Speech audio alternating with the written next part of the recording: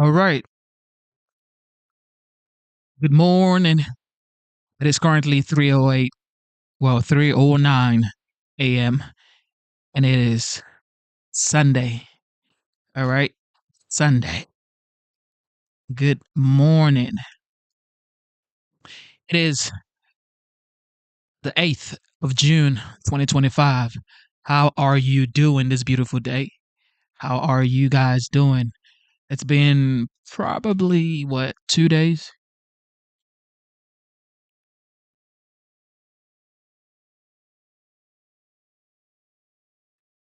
It's been probably 2 days. Yep. But we're back. We are back. What in the world is going on in California? Now, somebody has to tell me what in the world. If you live in California today, Los Angeles, okay, to be precise, what in the world is going on in Los Angeles? City of Dreams, what is going on? What is going on?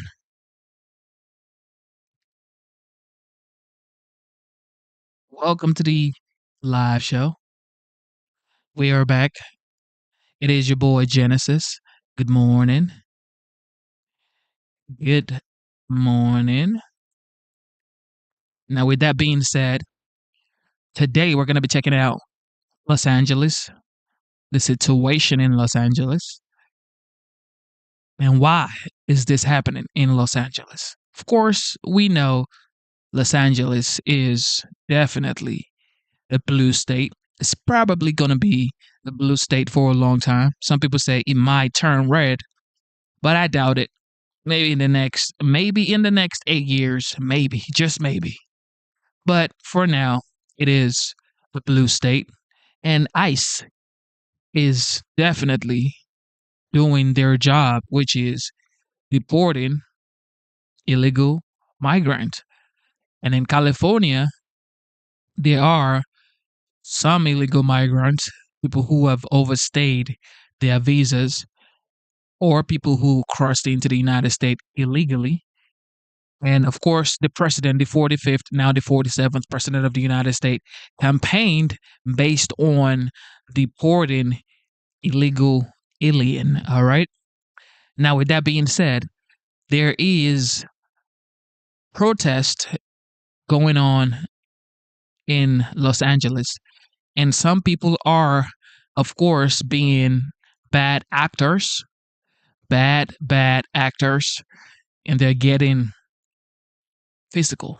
All right. You can see on the screen smoke and things that are not supposed to be happening. But we're going to check it out right now. Ladies and gentlemen, thank you for tuning into the live show. It is your boy Genesis. Double tap your screen to give this video a like. Subscribe to the channel because this is what we do. We love the United States. It doesn't matter if you're liberal or conservative. Doesn't matter. Even if you don't care about politics, it doesn't matter. What matters is on here, on this platform, it is free speech. Say what you want to say. Be respectful, of course, because of the YouTube algorithm. Be respectful. But it is, for the most part, free speech. Here we go. CNN. Here we go. When crowds gathered around federal law enforcement officers carrying out immigration raids in that area. And today, right now, we're seeing police using tear gas and flashbangs to clear the crowds. California Assemblymember Jose Luis Salache, who witnessed what was unfolding there, is joining us now on the phone. Assemblyman, thank you so much for being here with us. I know you represent the area, Paramount, where we've been seeing some of this happen. Explain to us, describe to us what you saw today. Correct. I've been here since 9 a.m. when we first saw the agents drive up to my community. I was actually on the freeway with one of the vans from Border Patrol, and then I did a U-turn type of situation. I followed them, and they were here in my community. There were 7 agents waiting to open their fence. Throughout the morning, there's about 60 different vehicles that have driven in there. 25 of them plus are Border Patrol logo vehicles, and then about 30 plus vehicles were unmarked vehicles, SUVs. And right now, I'm here in with my community. There's about 60 Border Patrol agents They're there with guns. They're there, they're having a staging process. Of course, communities out here strong, opposing these raids in our community in Los Angeles. I represent this district, and our community is strongly here opposing this. And we are looking at live video while Opposing you're what, talking. dude? I see a lot of What smoke. are you opposing? There were some small fires, it looked like, in the distance from where we're looking at on this video. We can see people who appear to be gathered together, and we're seeing some sort of agents as well. We had a spokesperson from DHS saying that that these protesters were in a sense violent, that's what they're trying to push back against. Has that been your experience? There's definitely a variety of demonstrators. I have to be objective here, and there's some people that are, of course, are angry, they're passionate about why the agents are here.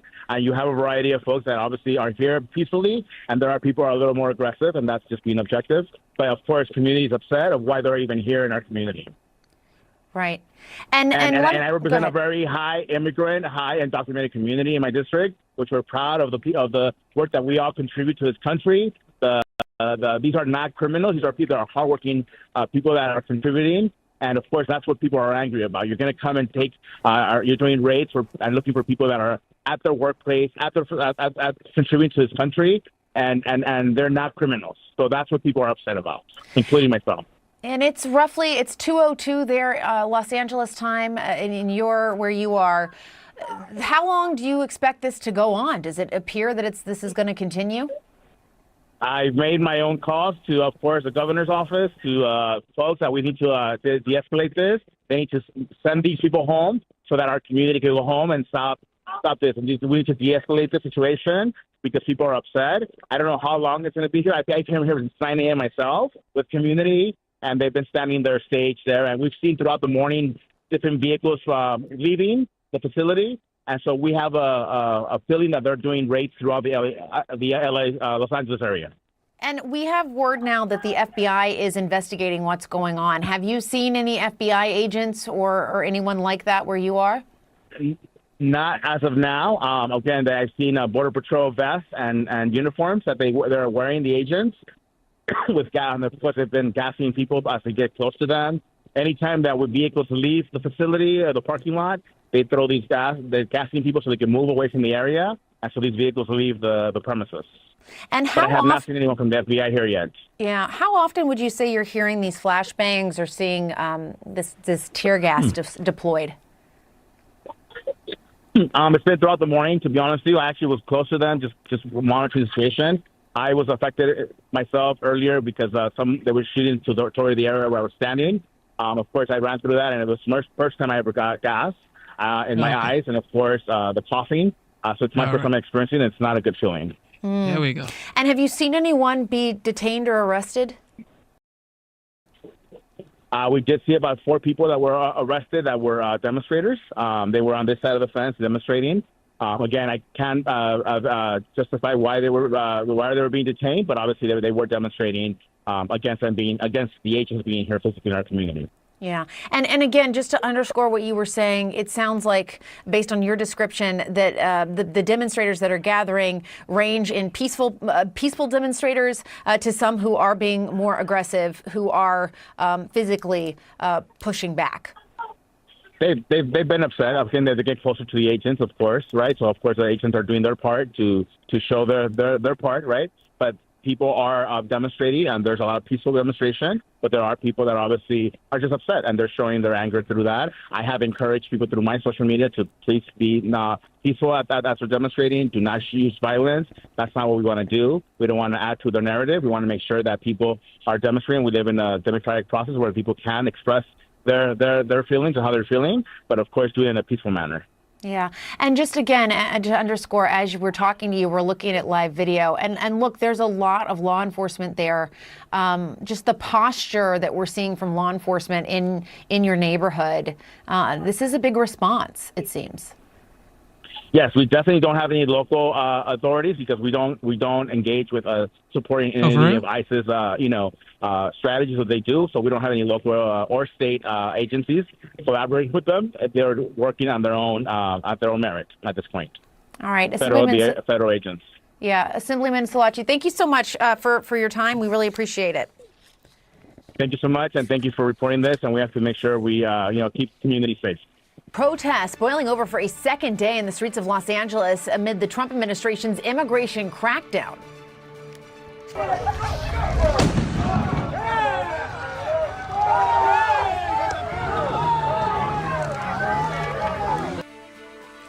CNN correspondent Julia Vargas Jones joining us now from Los Angeles with the very latest. Julia, what's unfolding right now? Well, these operations are still ongoing in Paramount, California. That's just south of Los Angeles. Jessica, take a listen to what is going on just now.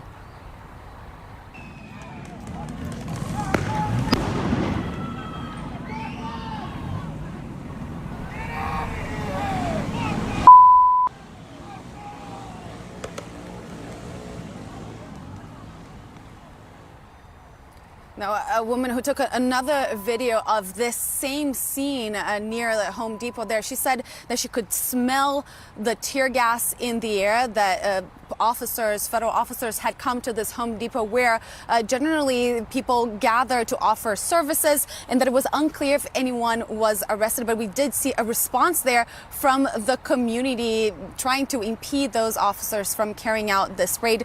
We did hear from the Department of Homeland Security just moments ago a statement from them saying that, quote, the violent targeting of law enforcement in Los Angeles by lawless rioters is despicable, and Mayor Bass and Governor Newsom must call for it to end.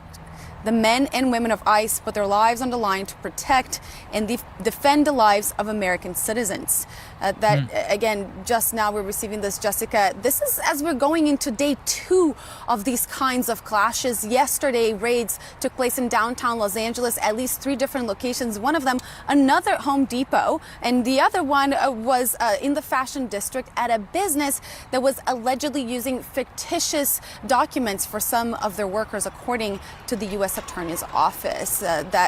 So we have that going on yesterday and today. And then as the news continued to spread yesterday of these raids, that's when we see protests swelling in downtown Los Angeles, part of the city being paralyzed by these protests as the community was coming together to say that they oppose these kinds of targeted raids and that they were indiscriminate.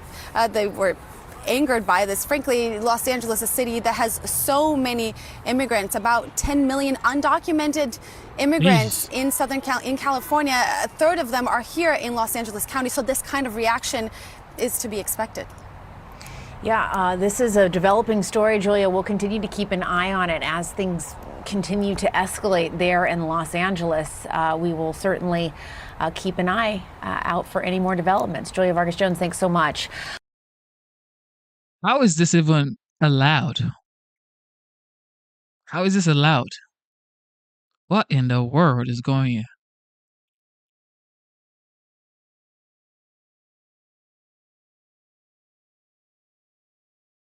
Newska, gotta talk. We have breaking news now. You are seeing protests erupting in the Los Angeles area tonight as law enforcement squares off with crowds protesting immigration raids in the city. For 2 days in a row, the LAPD has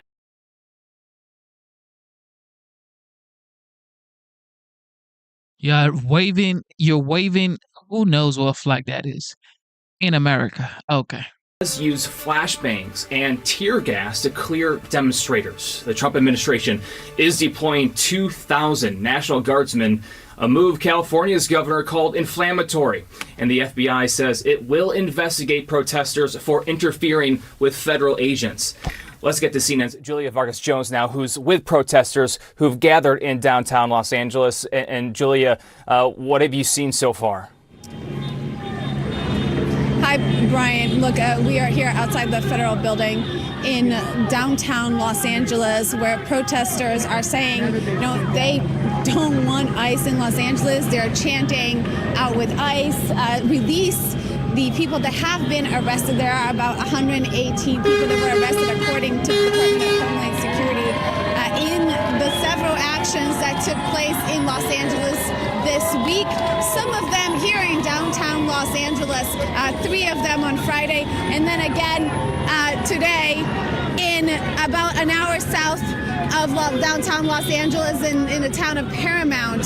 That is where we saw some quite stunning video of protesters, community members stepping in and kind of stepping in the way of federal immigration officers as they were staging for a potential raid there. Brian, we are also hearing the calls for the release of, you can hear it from David Huerta, a prominent activist and union leader here in Los Angeles that was arrested as part of these raids. The National Guard, we are expecting the National Guard to arrive in Los Angeles soon after President Trump authorized about 2,000 of them to come in. Now, we also did hear from Governor Gavin Newsom his statement saying that he thinks that this will only fan the flames of these protests, which right now are quite small, even though these images I know are striking. Not sure if we have those right now, but earlier today in Compton, just near Paramount, where these ICE presence was known earlier today, we saw a car set on fire. We could see protesters with Mexican flags setting that car on fire. That's, again, just an hour south of where we are. Just to give you that sense of how dispersed these actions are and how they are targeted, these specific locations where ICE raids are, or here where this detention center is, where some of the people that have been picked up in these raids have been brought to, Brian. All right, Julia Vargas-Jones, I want you to stay with me. I also want to bring in now CNN senior national security analyst Julia Kayyem. Julia, if you're with me, you just heard Julia there describing the scene, but from the images that we've been putting on our air so far, what stands out to you at the moment? So there's unrest. Let's start with there's protest. Lawful protest, which is allowed in this country. There is some unrest, generally dealt with by local law enforcement, and if there needs to be state support through state police, and sometimes even National Guard under a governor's authority. What is happening tonight is unprecedented in a variety of ways. Generally, when the National Guard is federalized to be deployed into a state, so understanding that it's called Title 10 federalization, and it means that the National Guard goes from reporting to the governor to reporting to the President of the United States. Generally, historically, when that's done, there's only two instances. One is when a state is overwhelmed. And so think Hurricane Katrina. I just looked up the numbers. In Hurricane Katrina, about 7,000 National Guard were federalized. So under just the comparison to 2,000 for a couple of hundred protesters, you can just get a sense of the sort of reaction that the Trump White House is having. The second type of instance where you would see a president ignore a governor's wishes is if the governor defies a court order. So that's Little Rock, the civil rights cases in which the president federalized the National Guard to allow to support the Supreme Court's decision. Modern history hasn't seen something like this, and I think that's why Gavin Newsom and certainly our reporting from Josh Campbell regarding the concerns even in local law enforcement is now there's this federal overlay that is hostile to the sort of the way it generally works. And there's no training. We don't know what their rules of engagement are. We don't know why 2,000 have to be deployed. I'm looking at the pictures. I am not minimizing civil unrest. Violence should not be used. It's against the law to disrupt a federal law enforcement action. But we have tools to do with this that are far less, let's just say, caustic than what Donald Trump has decided to do tonight. And I just want to put that in historical perspective. Some of our viewers will think that's right, but historically, this is not typical. And the numbers, when you just compare this to Hurricane Katrina, those of us who remember Hurricane Katrina, entire city and court system underwater, you get a sense of why Governor Newsom and local law enforcement are very concerned about what's about to happen. I know California leaders had said that this will only inflame the situation. When you think of the historic nature of this, that this hasn't happened where there's been that transfer of power to the president from a governor since Katrina, is there any oversight for that situation in the aftermath to be able to look and say, was this done above bar? Was this legal? What's the situation there? Well, one historical precedent is the LA riots. That was actually cooperative as well. And the after actions that I know very well, this is my space, this intersection between military, homeland, civilian, is that it was there, but for the grace of God was there not friendly fire. Because, look, our federalized troops are trained to do something, and that something is the use of force. They are not trained to de-escalate a political situation, civil unrest. The language that's being used by the White House, I'm from LA, I'm looking at people running errands. Like, this is not a city that is not able to function. And so the Trump White House has now lowered the bar. And so in terms of operational planning, we don't know how they will be deployed, what the rules of engagement are. Are they working, or are they in conflict with the Los Angeles Police Department? This is a sophisticated department, quite large. And 2,000 troops, again, is a lot. This is a significant number of federalized troops. What is the problem with this, folks, man? I don't get it. What is the problem with this lady? You want your city to burn to the ground, and you're going to say, look at what Trump cost. Trump cost this. You don't want 2,000 guards to stop your city from burning down, because these folks are ready to burn your city down. They're ready. Yeah, they are. And when the city start burning, everybody's going to point to the White House and say, see what you voted for? This is what you voted for, America. Nope. Make sure nothing happens to anybody in Los Angeles. Make sure you arrest everybody committing crimes, harming people, making this physical. It's okay to protest. You can protest if you want. You can protest if you want all day, anyhow you want. Like, protesting is your right. But when you start causing chaos, impeding ICE agents from doing their jobs, throwing flames at law enforcement officers, you're saying 2,000 guards. 2,000 guards are too much. Man, they need to make it 10,000 guards. Again, that number of federalized National Guard during Hurricane Katrina, a city that had lost 2,000 people, that could not function. Its courts weren't open. Its prisons weren't open. Its police force was not functional. You only saw the federalization of about 7,000 troops of the National Guard. So this is, and that was at the request of the governor. This is in defiance of a governor's request. So I do think there is a high likelihood that this will engage, incite a conflict. But my equal concern is without a sort of standard a process by which these 2,000 are deployed, rules of engagement, who are they working with, what's their mission? This is a bunch of protests. What's their mission?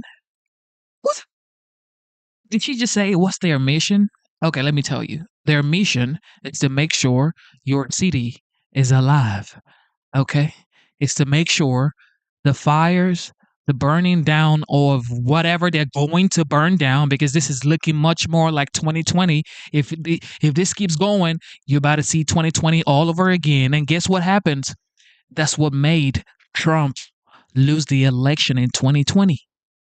Because of these harmful physical situation where people are inciting violence and calling it peaceful protest. This isn't a peaceful protest. Peaceful protest, you go write whatever you want to write. Whatever you want to write, you write it on a board and you stand. You hold your board and you stand and scream how much you want to scream, how loud you want to scream. Hold your board and scream. Not fighting, standing in front of cars when police are doing their job, stopping them from doing what they're supposed to do. This is not protesting. But we know how to deal with that. I mean, in civilian society. So without editorializing, I just want to give that's the protesting right there. comparisons. This is the only person protesting. This lady right here. This person right here. This is how you protest. Okay, I don't care if you say Trump is a fascist, is whatever. Hold your sign and protest like this lady right here. This is the only lady protesting. This is unprecedented. The numbers are large.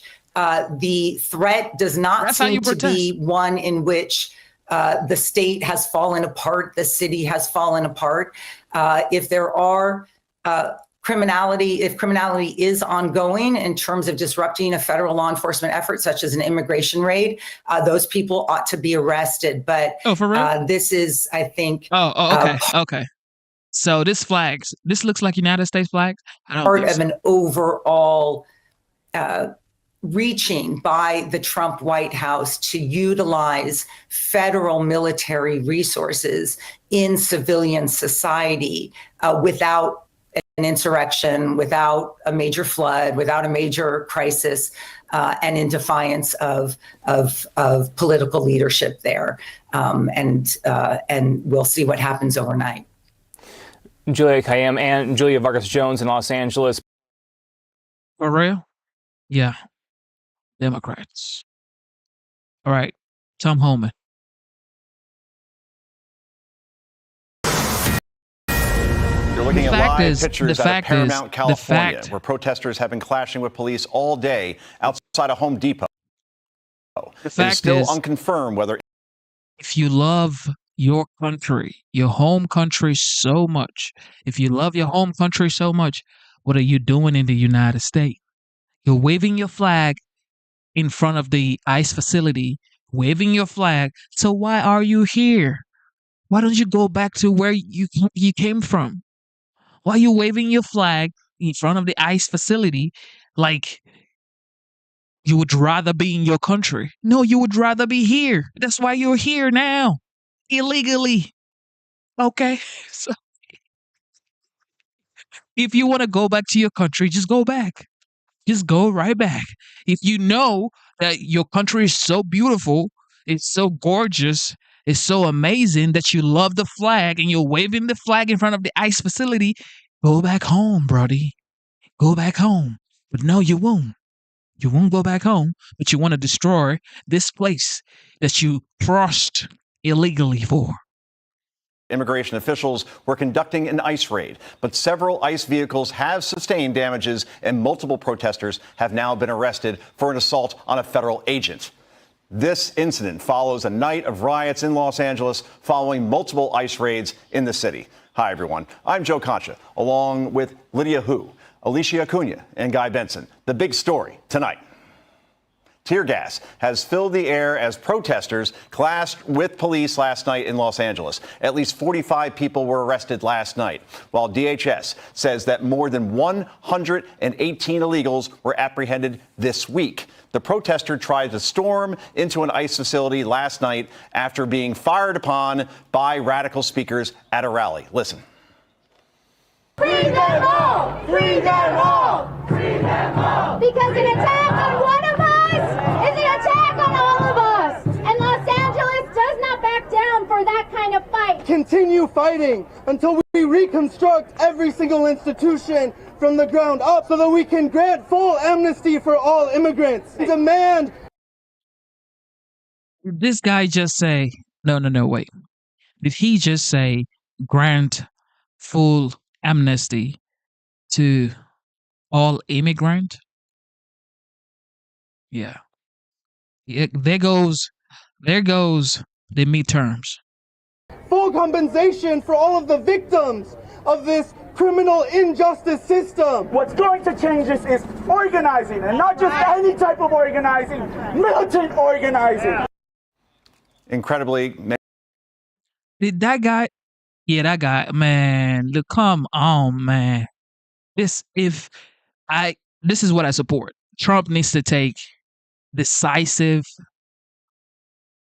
precise action on this types of rhetoric. Because why would you say organized militant action? Isn't that what he said? Every single institution from the ground up so that we can grant full amnesty for all immigrants. Demand full compensation for all of the victims of this criminal injustice system. What's going to change this is organizing, and not just any type of organizing, militant organizing. Incredibly, Mayor Karen Bass is still standing with the protesters, saying she's fighting for all Angelenos regardless of immigration status, and doubling down that L.A. is a city of migrants, leaving out the illegal part. But the people on the side, as Karen Bass, are threatening ICE agents, spray painting death to ICE on dumpsters. Gavin Newsom also weighing in on the riots and blamed them on, get this, President Trump, accusing him of tearing families apart. And this chaos has now spread to New York City today alone as protesters organized in Lower Manhattan. Blue cities. Joining us to break down everything in terms of these protests is border czar Tom Homan. Tom, how is ICE responding to these protests? And thanks for joining us tonight. Look, we're going to continue doing our job. And yesterday, we got 118 arrests. I was out here yesterday to kick off this operation. And what people aren't talking about is ICE served, several warrants yesterday. These were criminal warrants. This is a criminal investigation. And today, we're continuing operations. They're not going to shut us down. We're out there right now doing operations. We're going to keep doing operations. We brought in more resources to push back the protesters, but I'll say it again, a serious warning. You can protest all you want. You got your First Amendment rights. But if you cross that line of impediment, or you're putting hands on officers, or destroy property, you will be prosecuted. There's zero tolerance on crossing that lines, and that's what we're standing by. We're bringing more resources as we speak. We'll have more resources tonight. We're going to continue doing the job that American people voted Donald Trump in office to do, and we're not going to apologize for doing it. Tom, it's Alicia Acuna. Again, thank you so much for being here. During the protest yesterday, a Los Angeles City Council member called for mobilization against ICE. Listen. They know how quickly we mobilize. That's why they're changing tactics. Because community defense works and our resistance has slowed them down before. And if they're escalating their tactics, then so are we. When they show up, we gotta show up even stronger. So, Tom, will the Trump administration take action against these public officials who are threatening ICE agents with resistance? Absolutely. And I think Pam Bondi and the Department of Justice are looking at that. And, like I said many times, these elected officials or these non-government organizations, they can't cross the line either. I mean, we got people like, Hakeem Jeffries saying he's going to dox ICE employees. ICE agents out there with masks on. They're wearing masks to protect themselves and their families because they've been doxxed, their families been doxxed, their life's been threatened, their families have been threatened. I know myself, I had over 1,000 protesters at my house. I expect that as the borders are, but these men and women are putting their lives on line every day. They arrested a lot of bad people yesterday and today. They arrested child sex offenders. They arrested people convicted of robbery. They arrested public safety, not only significant public safety threats, but national security threats. They arrested gang members. We're making Los Angeles safer. And Mayor Bass ought to be thanking us for making her city safer. And the term migrant, as Joe Concha rightfully said earlier, they're illegal aliens. There are illegal aliens in this country, and we welcome. We're the most giving country in the world. But these are illegal aliens who committed a crime by crossing this border illegally, then yet committed another crime. Again, yesterday's about a criminal investigation into money laundering, tax evasion, and some of the funds going to cartels in Mexico and Colombia that fund their operations of sending narcotics to this country, killing American people. This is about enforcing the law, and again, we're not going to apologize for doing it. We're stepping up. She says they're going to mobilize. Well, guess what? We're already ahead of the game. We're already mobilizing. We're going to bring National Guard in tonight. We're going to continue doing our job. We're going to push back on these people, and we're going to enforce the law. Tom, it's Lydia Hu, and I want to ask you a little bit more about these Democrat demands that ICE agents be unmasked. Some Democrats are saying that if they don't unmask, they're threatening to dox them. Listen to this. I don't know of any police department that routinely wears masks. We know that there are other groups that routinely wear masks. NSC 131 routinely wears masks. Sending masked men to snatch, kidnap, and disappear immigrants of all legal statuses across the country. Every single one of them, no matter what it takes, no matter how long it takes, will of course be identified. Tom, I wonder if you can speak to that a little bit. Explain to us more, help everyone understand the threat that our ICE agents are facing by just doing their job, why they need to wear these masks, and also what actions need to be taken against Democrats who are demanding that they be unmasked, and what would happen if they do dox them and at least publish their identities. Look, it's incredible. We're at a place where the guys, the men and women who enforce law, they're the bad guys, and the ones who break the law are the victims. You kidding me? How come they didn't say anything about BLM? They're out there. They wore a mask. How about the protesters, all the college campuses? They were protesting against Israel and the Jewish students. They were wearing masks. I didn't hear a word about that for these protesters wearing masks. But ICE agents are wearing masks for one reason, because the assault on ICE officers is up over 400%. The assault on ICE officers. They're being doxxed across the country. And their families are being attacked. Their families are being doxxed. Their families are being threatened. And I certainly understand it. I have a lot of death threats. I've been doxxed. My family's been doxxed. I understand it. But they're wearing masks for one reason only: protect themselves and their families. They're doing a dangerous job. This is already a dangerous job. They got to wear a gun. They got to wear a Kevlar vest every day because they're doing a dangerous job every day. While the rest of these people, like Hakeem Jeffries, is sleeping in his bed at night at 3 a.m., nice and comfortably and safe, there's men and women of ICE on the street doing surveillance on significant public safety threats, really bad characters, and national security threats. They're taking it on every day. The men and women of Border Patrol standing on a dirt trail every night at 3 a.m. taking on the bad guy. So this is another threat against ICE agents, and we're asking the Department of Justice to look at these statements and see if there's something we can do. When do you cross that line on threatening ICE officers? And here's the problem. You know, you got all these people now attacking ICE. You saw they're writing death to ICE agents. ICE agents been threatened. Their families been threatened. And you got members of Congress. You got some judges out there that compare ICE to the KKK, ICE to the Nazis. You got city council people saying ICE are terrorists. They're feeding the hatred. And here's my concern.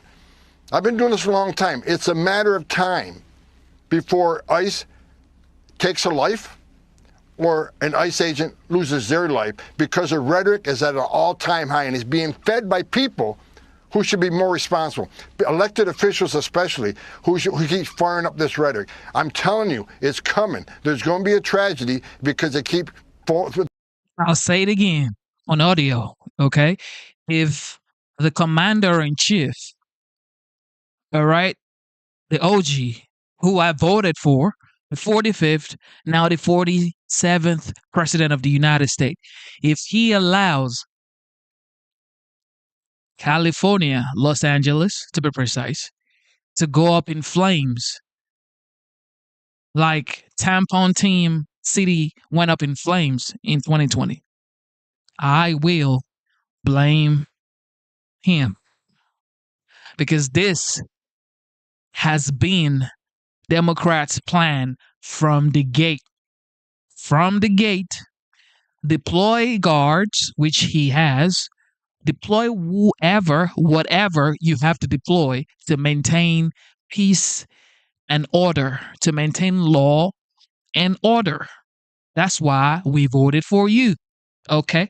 I don't care if Mayor Karambas or Newscomb says we don't need it, just like they said they didn't need it on January 6th. Remember, Trump said he wanted to give them the National Guard, and Nancy Pelosi said no. Guess what? It was on the news for 4 years. That's the same thing that's going to happen if real, concrete decision isn't made, and if law and order isn't put in place immediately. If this lingers for a week, just know the next 3 years, that's what we're going to be watching on live TV. Throwing gas on this flame.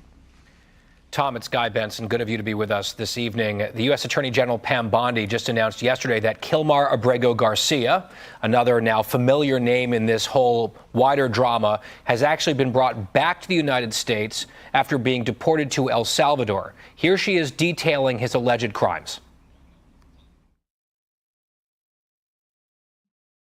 Garcia has played a significant role in an alien smuggling ring.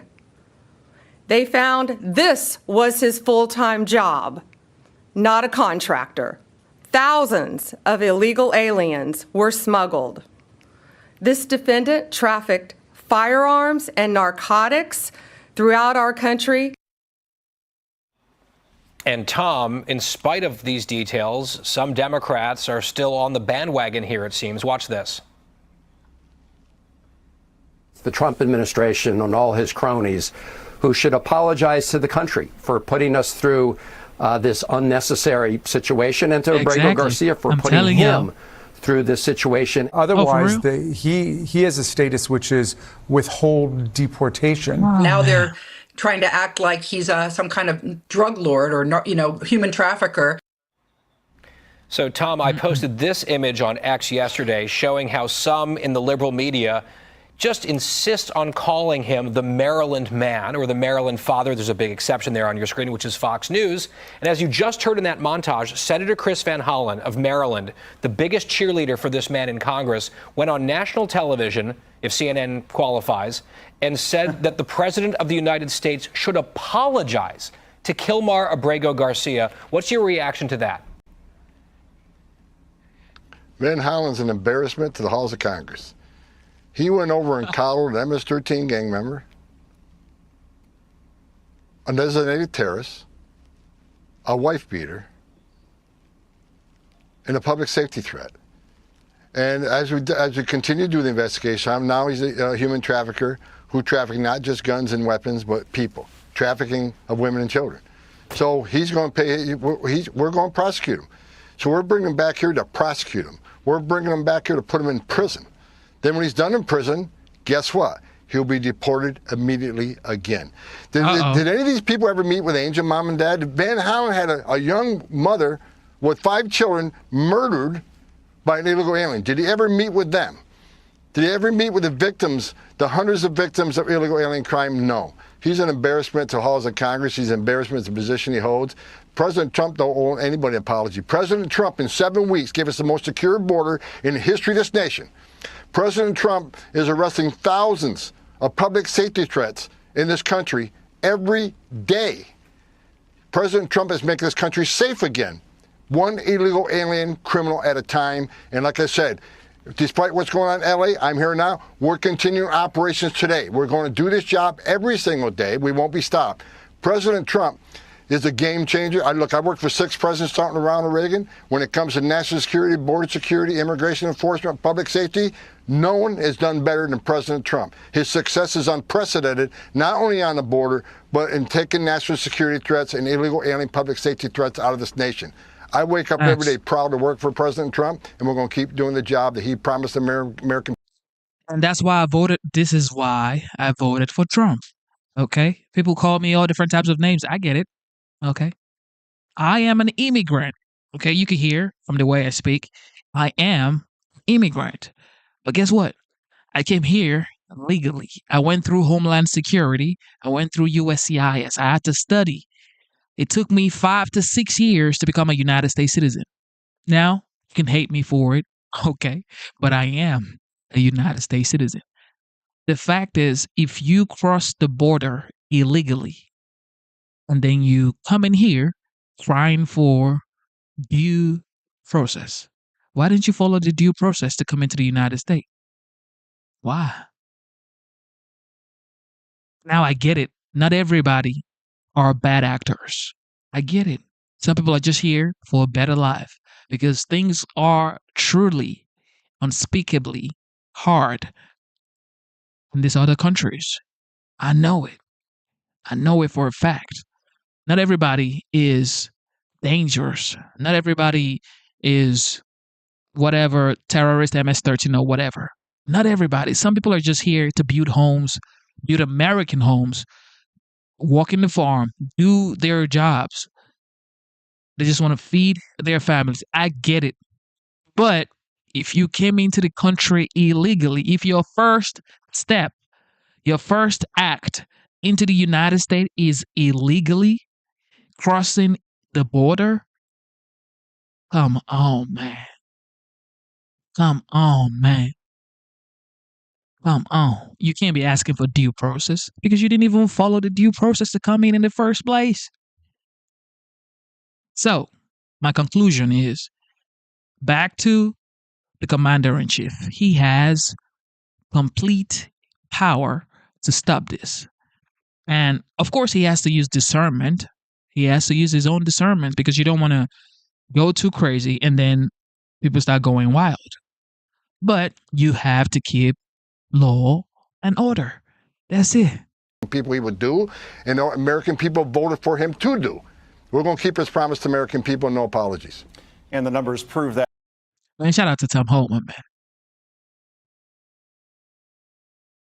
Right now, put out by Newsom and Karen Bass is absolutely. The President of the United States was awake last night, concerned about our law enforcement officers. Pete Hegseth was involved. Everybody was there. What can we do to bring peace? What can we do to bring stability? What do we do when we have guys like Hakeem Jeffries standing up in front of the world and saying it's okay to kill ICE. It's okay to throw things at law enforcement officers. It's okay to do that. That's not okay. Not in America. We have rules. We have laws. When people are murderers and rapists, they have consequences, and we are going to make sure that they face consequences. But those statements put out by Newsom and Karen Bass is absolutely ridiculous because what we need is action right now. I mean, be people that are leaders for once. And let's not go back to 2020 when they were burning down the city of Minneapolis and you had people like Tim Walz encouraging it. I mean, this has been going on now by Democrat politicians for years, and that's why Donald Trump is in the White House. He's the only guy who fights for every single American. And I'm so proud to work for him. I can't believe it. I can't believe that these dummies in the Democrat Party are still around and getting elected. Secretary Noem, you talk about consequences. One of the folks involved here was labor union leader David Huerta. Is he going to go to jail? And what kind of penalties could we expect to see for him? And is this the opportunity to send a statement to so-called leaders about what they do with respect to the actual rule of law? You know, I don't know what the prosecution will be like because obviously we've got judges out there that are weaponizing the judicial system as well. But yes, I believe that we will press charges against everybody that has broken a law last night, and we should do that, and we'll continue to do our ICE operations. We'll continue to make sure everybody in this country has the law equally applied to them. And these leaders, I don't think we need to make examples out of them. I think we need to make examples out of criminals. And if the leaders are criminals, then they need to face the consequences too. That's just the way this country works, and that's how freedom works. Freedom works when everybody has justice applied equally to them. So speaking of enforcing the law, Kilmar Abrego Garcia has been returned to the United States to face criminal charges for trafficking illegal immigrants into the U.S. after Democrats hailed him as a hero. You know, it really is kind of amazing when you look at those images that we're watching from L.A. And then you think about this guy who has now been charged with human trafficking involving, including children. I can't help but look at all of it through the lens of politics. It's so bad I don't know how Democrats, how they get out of this situation where they're defending this lawlessness and in particular defending a guy who has been charged with human trafficking of children. It wasn't that he just did it. It's that a grand jury said it was his full-time job. Yeah. The guy spent his life trafficking people and children and selling them into slavery. So he's back. He's getting prosecuted. Then he'll be returning back to El Salvador. But the fact that we had Democrat politicians and Van Hollen down there defending him and standing beside him, buying him margaritas, when this guy trafficked children for a living and did it as his full-time job, is just, it shouldn't be shocking. It still is shocking to me that we have people like this that go so far out on a limb just to be a big frickin' deal in a political arena where they think that actually works. It doesn't work. It's not going to work anymore. The American people are sick of it. But, Secretary Noem, you look at the defense of this guy, even going to El Salvador, a couple of politicians. Why? Why are they doubling down on protecting this illegal immigrant involved with so many horrific things? Why? Who knows, man? I had this conversation with Van Hollen in committee, and he couldn't defend himself. He couldn't defend himself. He kept saying, oh, you didn't give him judicial process. You didn't give him the right to have due process. Absolutely, we did. And you went down there anyways and went down there and stood beside someone who's a wife beater, a human trafficker, and said that you support that guy. I said, when's the last time you did that for one of your constituents, one of the people who live in your state and actually need your help? When's the last time you fought that hard for those individuals? Instead, because you thought it was political and it would work for you, you went and stood by a criminal, a guy who has abused children his entire life. So the more we educate the American public on what these Democrats are doing, the more they realize they've just abandoned this country. Last night they were burning American flags in the streets in L.A., and the leaders in L.A. let that happen. They were taking American flags and lighting them on fire. Those are not people who love America and people who want justice for everybody. Those are people who are trying to perpetuate violence to promote an agenda. And I saw this in 2020 all across this country where they used fear to control people. And that's what Democrats are doing. They're trying to use fear to control people. And our law enforcement officers, every day when they go to work, they're concerned about losing their lives. And their moms and children and wives are worried about losing their family members. And it's not right. So, in fact, we have a president that's in the White House that's going to make sure that this isn't going to go on. Every single person that throws a rock or a bottle where we have jurisdiction, they're going to get arrested. They just are. Every single weapon assault, anytime you write something like kill ICE, you are going to be prosecuted to the fullest extent that we have the ability to do that and bring consequences down. And they're obviously also trying to slow down, halt deportations. Now, Abrego Garcia, if he's convicted, he'll serve his time and then he'll be deported. Is there any world in which what's happening now on the streets of places like L.A. slows down in any way the deportations that the Trump administration is pursuing?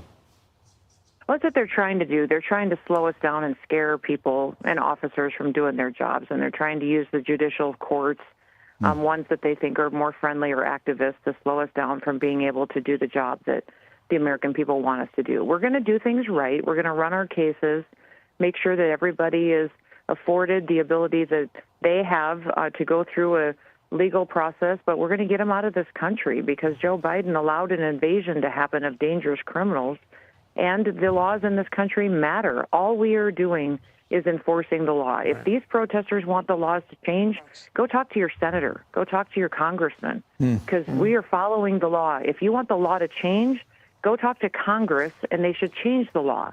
Don't be throwing rocks and bottles and attacking and punching officers that are just upholding the laws that are in this country and have been here for years. That's well said. That's how democracy actually works as opposed to a tyranny. Secretary Noem, thanks for being with us this morning. We appreciate your time. Great to talk to you this morning. Shout out to Christy Noem. Yes. Let's bring in National Border Patrol Council President Paul Perez. Paul, it's a somewhat different agency, ICE, but what do you think of the notion of unmasking ICE agents as they are trying to make apprehensions? I think it's ridiculous. Our agents and our officers are out there working together side by side with other federal law enforcement officers, and doxing them or trying to unmask them only puts them and their families at risk. So when they go out and they make ridiculous statements like they're making in the media, it only serves to embolden those people that wish to do our agents and officers harm. So it's not a good thing for America. How is morale among your officers right now? Our agents and our officers they're able to do the job that they signed up to do. Under this president and this administration, we're actually able to go out there and apprehend, detect, deter, and do what we're doing right now in Los Angeles and other cities across the country. We're taking criminals off the streets. We're taking illegal immigrants off the streets. We're doing exactly what President Trump said we were going to be able to do when he was on the campaign trail. Well, it should be no surprise. As you know, a number of political leaders, including Karen Bass, the mayor of Los Angeles, is criticizing what's going on, this crackdown on illegal immigration. How would you answer the mayor? I would tell the mayor, look, for the 4 years under the Biden administration, your side of the aisle allowed and encouraged and facilitated millions of undocumented illegal immigrants to come in unvetted, many of who have committed crimes and are continuing to commit crimes. And we're going to do everything we need to do to protect the citizens of this country, because that's what President Trump was elected to do. And in the case of Kilmar Abrego Garcia, for instance, the man deported from Maryland, he's now facing criminal charges in Tennessee. What do you make of how the system, how the case has turned, I guess? So the indictment against Kilmer Abrego Garcia is one that was built because of all the actions that he took while he was free, and he's going to be convicted. There is no scenario in which Kilmer Abrego Garcia walks around the United States as a free man. He's an illegal immigrant. He's a criminal. He's a human trafficker, and he's going to be held accountable. So this indictment only goes to show how dangerous of a person that he is. The fact that we brought him back from El Salvador, he's not going to be released into this country. He's going to be held accountable for his actions, and he's going to be deported back to El Salvador once it's all said and done. Maryland Senator Chris Van Hollen famously went down to El Salvador to visit him when he was sort of in detention down there. Would you expect the senator to go visit him in prison in Tennessee?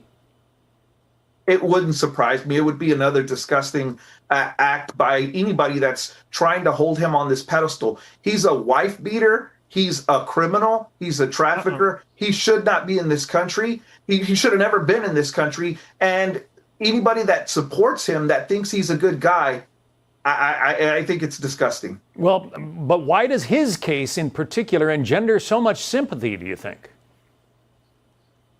It's Trump derangement syndrome. It's anything they can hold on to try and make Trump look like he's the bad guy when he's trying to secure the border. He's trying to protect this country. He's trying to protect citizens from people like Abrego Garcia. Do you think those efforts ultimately will succeed? The increasing border security, the numbers of apprehensions at the border kind of tell the story, it seems. 100%. We're able to do the job that we wanted to do. So yes, all we needed was the support and the policies, and that's exactly what President Trump brought. So yeah, it's going to succeed. We're going to have a very, very strong and secure border. So when he said in that address to Congress that you didn't need new laws, you just needed a new president, it sounds like you agree with that. 100%. Paul Perez. Yes, I support the president. Okay, It's fight night Elon in New Jersey. Musk President and Donald Trump, the commander-in-chief. Like I said the other day, I support both of them. I think Elon Musk has been a force for good generally. However, the people voted for the president, who is Donald Trump, not Elon Musk. Of course, he has his platform to speak his mind. But if you noticed when he was going nuclear on the president of the United States, the stocks went down. And I said that. I said it was going to go down. If he kept going, it would have been $150 by now. but he stopped. Now he's not tweeting. He's not on X going bunkers. After the day that he lost 14% on Tesla, guess what? He's been cool, calm, and collected. You are not the president, Elon. We respect you. We love you. We think you're extremely smart. What you're doing is incredibly amazing, but you're not the president. You're not the 47th president of the United States. The 47th is Donald Trump. And you would find out because some people think Elon helped Trump win the election. No. Where was Elon in 2016? With the Democrats. Okay. I respect Elon. I love Elon. But come on, man. He had to cool. He had to pull it off because I'm sure shareholders were like, don't do it. Do not do it. Because you cannot. It is hard to go head to head with Trump. Even if he had $1 trillion, even if Elon Musk's net worth was $1 trillion, it's still not going to be possible to win someone like Donald Trump. This man is like an immovable force. It's what Trump is. You cannot move him. I don't care how much you have. He's been tested and tried, and he's still standing. Okay? He went to UFC. Normally, you would think people would support Elon Musk over Trump. It's only online you see people supporting Elon over Trump. In real life, there ain't nobody saying Elon is right. Trump is on his way to Prudential Center for UFC 316, but the commander-in-chief is in a brawl of his own, remember? He's been clashing with Elon Musk over the big, beautiful bill. Musk will be absent from tonight's event despite being by Trump's side when the president previously took over Madison Square Garden.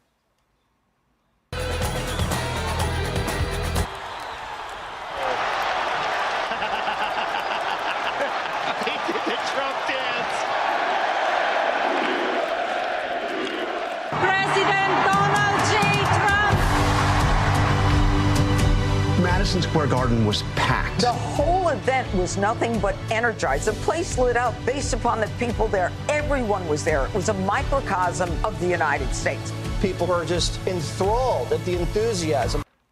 Okay, so at last check, Elon seems open to making up with the president, while Trump isn't in. Exactly right. Exactly right. Elon tagged along with Trump. Elon gained supporters working with Trump. Working with Trump, Elon gained supporters. Campaigning with Trump, Elon gained supporters. And that's just the truth. Look, it is what it is. Elon gained supporters rolling with Trump. It's just what it is. Okay? It is just what it is. Interested in speaking to the Doge father just yet, but Trump's message to Musk might sound encouraging.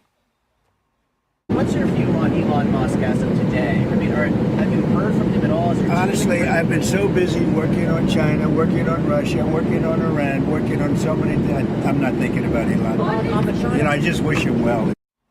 And Elon isn't the only one holding up the big, beautiful bill. Congress is working to get the legislation on President Trump's desk by Independence Day. Speaker Mike Johnson is stressing the need to get this bill over the finish line.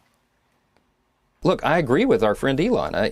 We need to cut more spending, but you can't do it all overnight. So this is the first in a series of things that we are going to do. It starts with the big, beautiful bill. We've got our hand to the wheel. We're going to get this job done.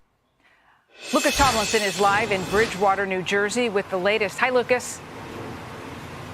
Good evening, Alicia. And just a few hours ago, Elon Musk posting something rather cryptically on his social media platform X. I'll read it for you. It says, quote, "Most entertaining outcome is most likely." We don't think he was referring to the Belmont Stakes or the UFC fight. It was just over a week ago that Trump presented Musk with this golden key to the White House and that great send-off from the Oval Office. Shoot. I am on X right now, and everything Elon said about Trump is gone. Wait. What? Everything bad that Elon said about Trump, he's gone. Come on, Elon, where are your balls? Elon, where are your balls, bro? I thought you were going to fight till the end. Man, you done messed up. What? I thought it was good. Yeah, Trump is the GOAT. In an interview with NBC, Trump warning Musk of, quote, serious... Shout out to the GOAT. I'm telling y'all, I'm the GOAT.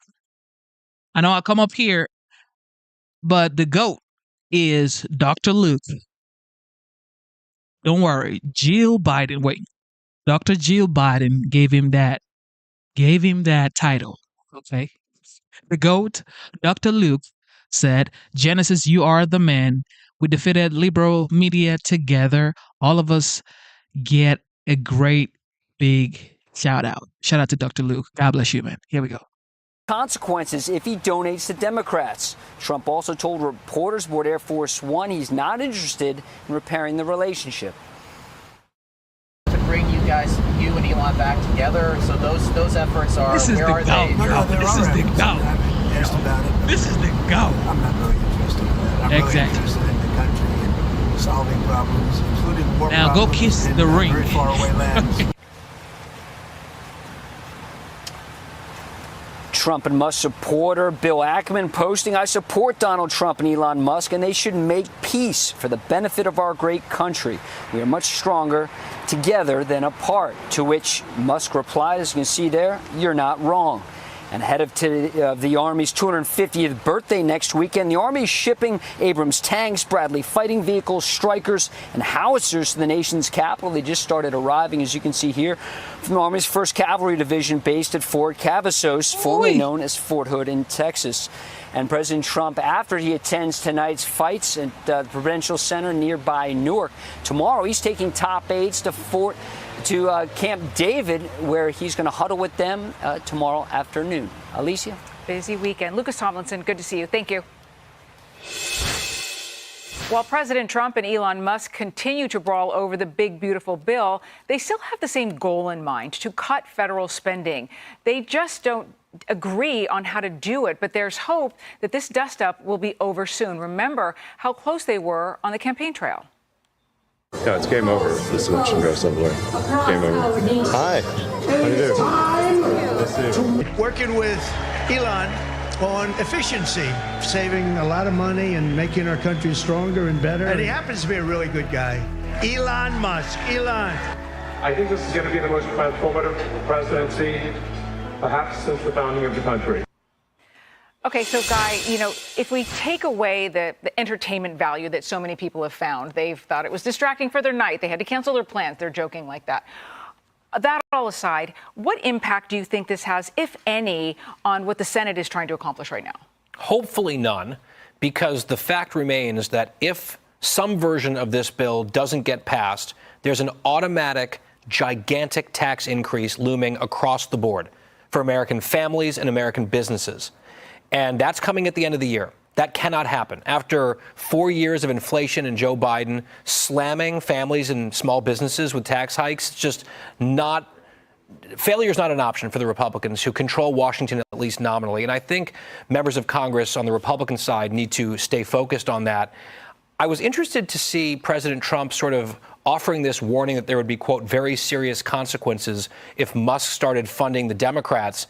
Is that a realistic threat at this point? Because if Elon Musk's beef here is that there's not enough spending cuts overall, and I actually agree with that, you're going to start bankrolling the party that wants no part of any cut ever and wants to explode spending even further. That wouldn't make sense unless this has gotten so petty and so personal that policy and issues don't matter. I hope very much that that is not the case. Yeah, Lydia, Guy brings up a really good point, that threat that hanging over Elon Musk. How realistic is this threat? I don't know how realistic it is, but I think the threat reveals to us maybe what Donald Trump thinks of Elon Musk, which is that maybe Elon Musk was just in this, that some people thought for himself, his own personal gain all along. Part of what Elon Musk is frustrated about is the fact that Trump is getting rid of the EV tax incentives, and that's not helpful to Elon Musk. It's kind of calling out Elon Musk. Democrats say that they want these EV tax incentives. So if Elon Musk is going to get back in bed with the Democrats and get back on their side, that only helps him. Look, I think that this is a good time for them to part ways. A good time for them to part ways. I think it's just a matter of how they do it and how they move forward. To your point, Alicia, just to save, this big, beautiful bill and make sure that we're able to get it passed, they should probably patch up and send an olive branch to make sure that there's no more damage done. Yeah, well, we'll definitely keep watching. Hey, Sean Hannity here. Hey, click here to support. Trump is the GOAT. Trump is the GOAT. All right, here we go. The legend, Mark Levin. Hello, America. I'm Mark Levin, and this is Life, Liberty, and Levin Saturday. Welcome to the program. We have two great guests. We have Governor Ron DeSantis and Victoria Coates, former Deputy National Security Advisor to President Trump in his first term, and Heritage Foundation National Security Vice President. But before we get to our great guests, I understand Rand Paul, who's been in the Senate now for some time, he says, look, all we're doing is spending ourselves into oblivion. Tom Massey in the House has never seen a budget he likes, and he talks about that too. And, and I have some sympathy for them, but I don't understand them. I don't understand them. In fact, I don't understand members of Congress, many of whom have been there many years, some of them decades. I don't understand them. Why doesn't Congress fix it? Ladies and gentlemen, there have been a handful of us, and over 5 million supporters and activists who've been talking about this for 20 years. The Congress can't fix itself. It's incapable of it. First of all, the Republicans have a bare majority, so they can barely agree on anything. Secondly, the Democrats have never seen a budget that wasn't bloated, out of control, massive debt that they didn't think was too small. So how do you fix this? You really can't. We have elections. They tell us they're going to. They don't. Why? Because they can't. Even this Congress today didn't create the situation that it's in. It took decades of Congresses. And then to blame Donald Trump, look at the spending, look at the taxing, look at the debt. You got people, as I said, who've been in there, they're in their 70s and 80s. They've spent their whole life in Congress. And Donald Trump is going to be a two-term president, and then he's gone, and then the next president comes in. How do we fix this? They don't really tell us how we're going to fix this because they can't. We can. Just like with the federal judges. We're sitting around waiting for the Supreme Court, which probably will cut the baby in half, if not worse. Oh, are they going to fix the lower court judges? No, but we can. How? Well, there's a couple of methods. Number one, elect the right people to the House and the Senate who can control the courts, eliminate some of the courts. That's what the framers intended. But we talked about that already. So what about this massive bloated budget and this debt that's going to suck us in? And everybody really expects Donald Trump to fix this like that? When he doesn't have a Congress that will do it? When the Democrat Party's fighting for the complete opposite? No. The framers were concerned about this. And they told us what to do about this. And I want to remind you, oh, yes. I wrote an entire book on it called The Liberty Amendments. Well, Mark, you write books. I mean, we can't remember. I get it. And then I'm here to remind you. The Constitution gives us the answer to so much about our government, particularly when it's tyrannical, it's out of control. The Constitution itself provides the means for restoring self-government and averting societal catastrophe, or in the case of societal collapse, resurrecting the civil society, or in the case of massive spending and debt that can destroy a society, it can help us with that too. What am I talking about? Your Constitution, Article 5. Article 5. That is a very, very important article. Tell me, when is the last time you heard anybody on TV, other than me, talk about Article 5? When is the last time you heard a member of Congress talk about Article 5? Almost never. Article 5 sets forth the two processes for amending the Constitution. And the second of which I want to emphasize, which has never been used, and yet, importantly, is there.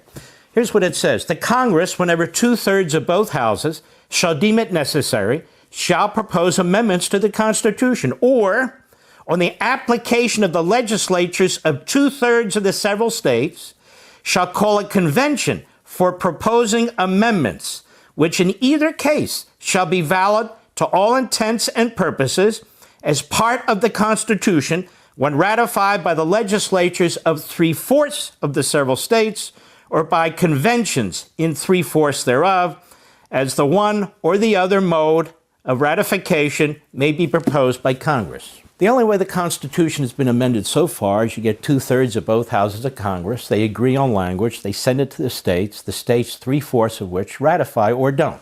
That is, the legislatures. But there's the other method. The proposal comes out of the state legislatures. 2/3. And then they have to ratify it by 3/4, just like before. So there can't be a runaway convention because it's the same ultimate ratification number as the first method. The difference is who initiates the amendments. Ladies and gentlemen, do you think Congress is going to propose reforms to reform itself when it won't reform itself? The answer is no. Now let me get into this a little bit more deeply with you, because that's what we do here. Importantly, in neither case does Article 5 amendment process provide for a constitutional convention. It provides for two methods of amending the Constitution. The first method, where 2/3 of Congress passes a proposed amendment and then forwards it to the state legislatures for possible ratification by 3/4 of the states, has occurred on 27 occasions.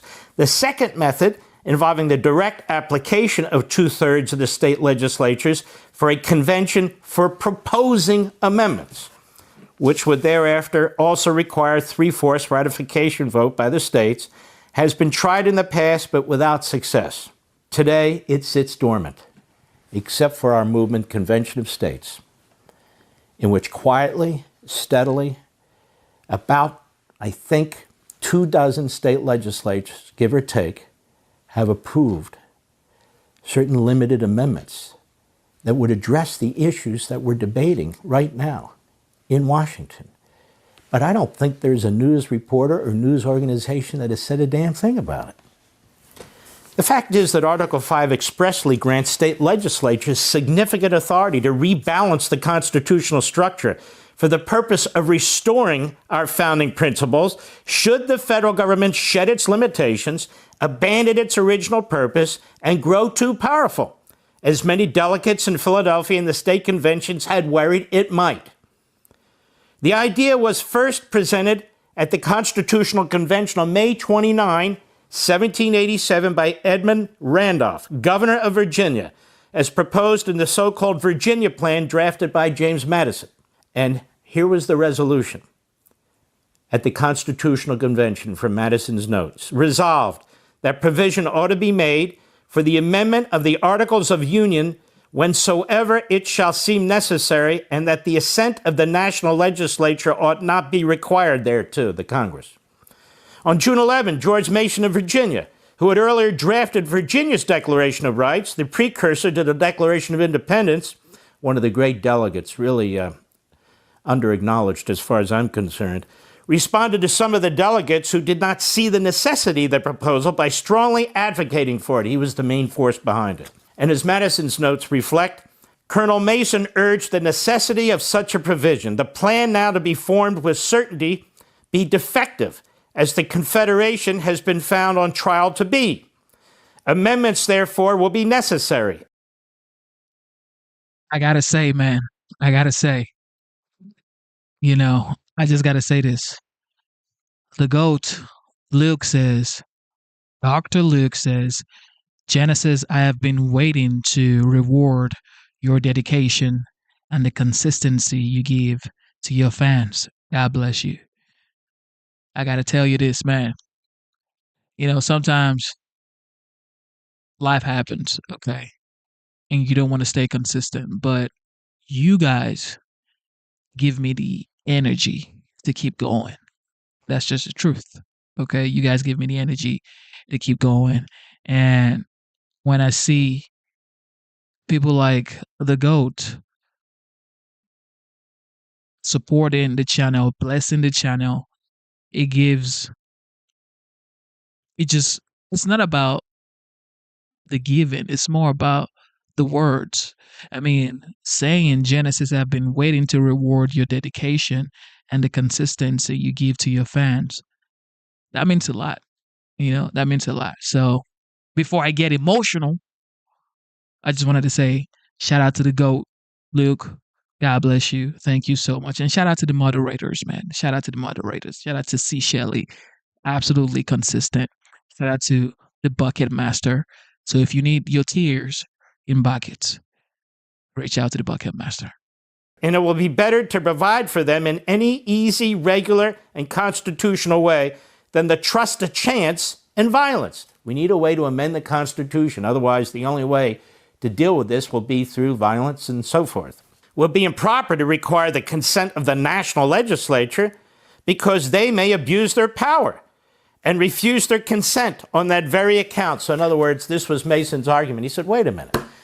If we just rely on Congress to be the initiator of amendments, we're going to have a problem. What if Congress is corrupt? What if they're out of control? What if they spend too much? The state legislatures need to get involved. Later, when the delegates returned to the issue, Roger Sherman of Connecticut, who'd been a member of the Committee of Five, which helped draft the original Declaration of Independence, and who co-authored the so-called Connecticut Plan, which served as the basis for our bicameral Congress, he offered an alternative in which Congress would propose amendments and the states would ratify them. Madison suggested dropping the state convention altogether. So we got the first part of Article 5. Okay, the Congress will make the proposals. Supermajority, 2/3 of both houses, and the same exact language and proposed amendments going to the state legislatures, where they would have to approve 3/4 of them by their legislatures or a convention in the state. But they ignored James Madison's point. On September 15th, right before the end of the Constitutional Convention, just a couple days, George Mason gets up on the floor of the convention, alarmed that Congress would have the sole power to propose amendments, continued to insist on state authority to call for conventions. Mason explained that an oppressive Congress would never agree to proposed amendments, curtailing its own tyranny. Now, what did he say exactly? Madison's notes. Colonel Mason thought the plan of amending the Constitution exceptional and dangerous, as the proposing of amendments is in both the modes to depend, in the first immediately, and in the second ultimately, on Congress. No amendments of the proper kind would ever be obtained by the people. If the government should become oppressive, as he verily believed would be the case. And Gouverneur Morris of Pennsylvania and Elbridge Gerry of Massachusetts moved to amend the article so as to require a convention on application of 2/3 of the states. And so then we got the second part of the amendment process. So Mason basically said, whoa, hold on, boys, we're not shutting down this convention until we get this language in the Constitution. That's how important it was to him. And they agreed to do it. Earlier, Pennsylvania's James Wilson, among the most active participants in the Constitutional Convention, had moved to insert the words 3/4 of before the word several states, which was also adopted and then ultimately added as a requirement for both amendment processes under Article 5. So, under both amendment procedures, the Constitution requires that 3/4 of the states ratify amendments either by their state legislatures or state conventions. And this part, the second part, where we the people have a say through our state legislatures, bottom up rather than top down, has sat dormant. Dormant. And you know what's interesting? Presidents have referred to it. Madison referred to it once. They have referred to it. Eisenhower referred to it. Others referred to it. We even had the Republican leader in the Senate at one point, Dirksen of Illinois, referred to it and recommended it. Milton Friedman, the great late economist, referred to it. Ronald Reagan had referred to it. Now nobody refers to it. All they do is beat their chests. Oh, we should do this and we should do that, and I'm voting no. Do something about it. In Federalist 43, Madison considered both Article 5 amendment processes equally prudent and judicious. He wrote in part that useful alterations will be suggested by experience could not but be foreseen. It was requisite, therefore, that a mode for introducing them should be provided. The mode preferred by the convention seems to be stamped with every mark of propriety. It guards equally against the extreme facility, which would render the Constitution too mutable, and that extreme difficulty, which might perpetuate its discovered faults. It, moreover, equally enables the general and the state governments to originate the amendment of errors, as they may be pointed out by the experience on one side or the other. And so it was a great feat to be celebrated, he argued in his Federalist paper, in order to convince the states to ratify the Constitution. You have the power to propose amendments too. But we don't do it. So what can we do? I want to continue to support this Convention of States movement. It is a massive movement. It's the biggest movement in America that's never discussed. It's never reported on, not by conservative media, not by conservative websites. I mean, maybe in passing. But there are millions of activists. And that's how we've got nearly 24, maybe a little more, maybe a little less. State legislatures already agree to this, and to agree to certain provisions. I proposed in Chapter 5 of the book 2 amendments to limit federal spending and taxing. You see, ladies and gentlemen, Congress is not going to limit spending. I don't think that's an unknown reality. Congress is not going to limit borrowing. It's not going to do it. So I said, let's have a spending provision and let's have a taxing provision. They go hand in glove. These are proposals. They're not chiseled in granite.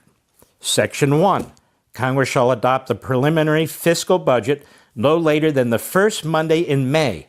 It's June now. Why the first Monday in May? Because that's what they used to do. But they're incapable of doing it right now.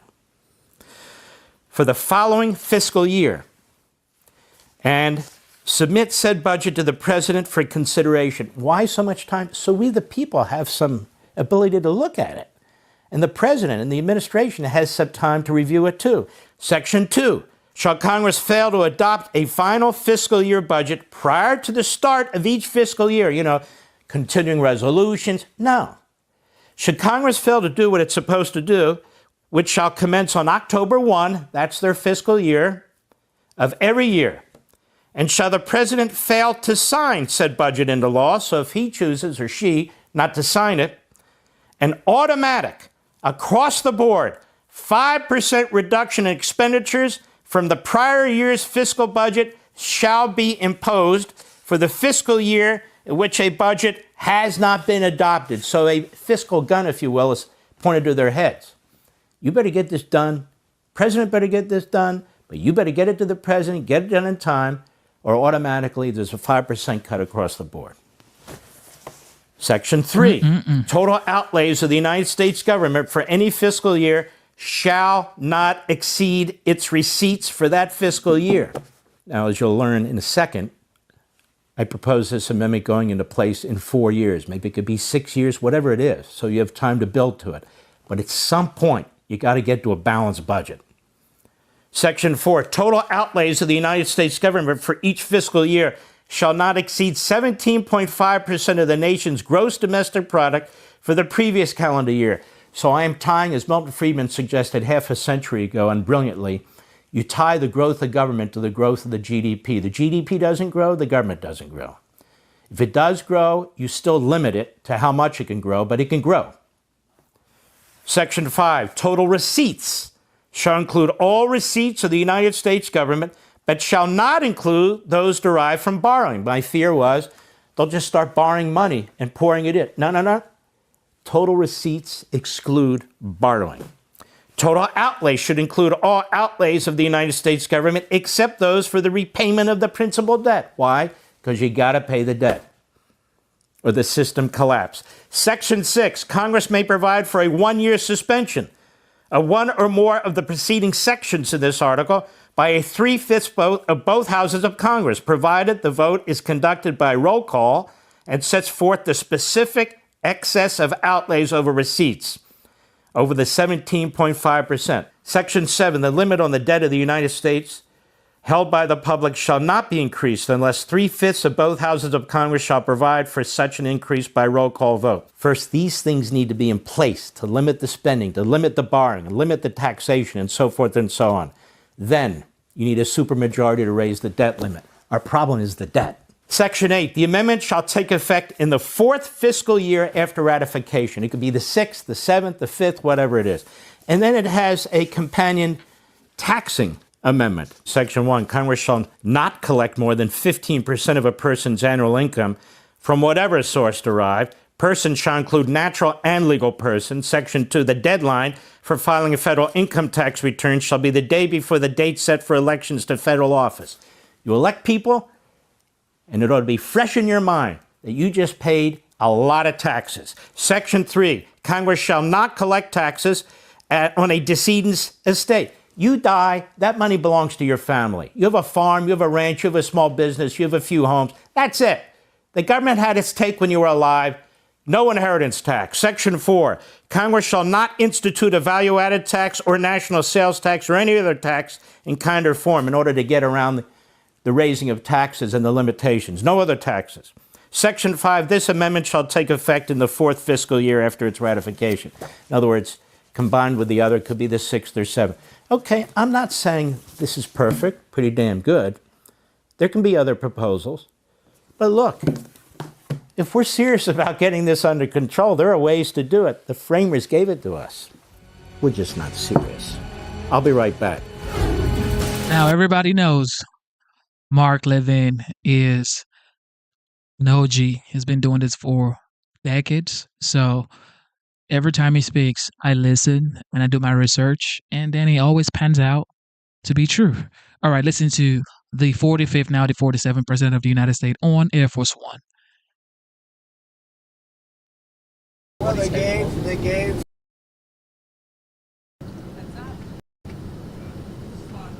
Working hard for the American people. It's a lot of people.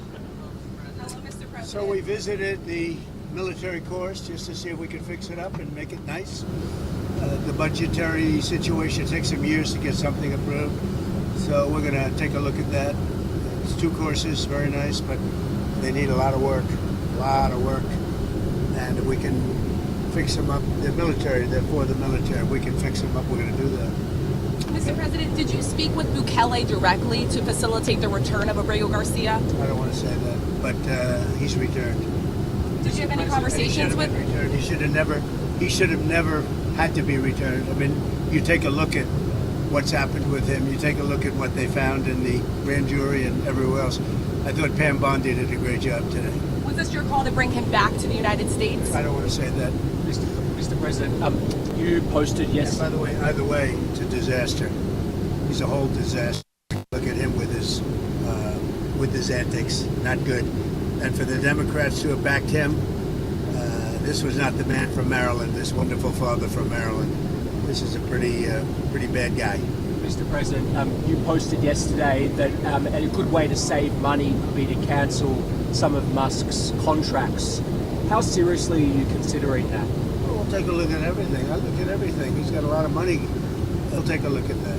Only if it's fair. Only if it's fair for him and for the country. I would certainly think about it. Yeah, but it has to be fair. Mr. President, would you consider reopening investigations into his companies? There are a bunch of investigations. I didn't know that they had any, but they had them.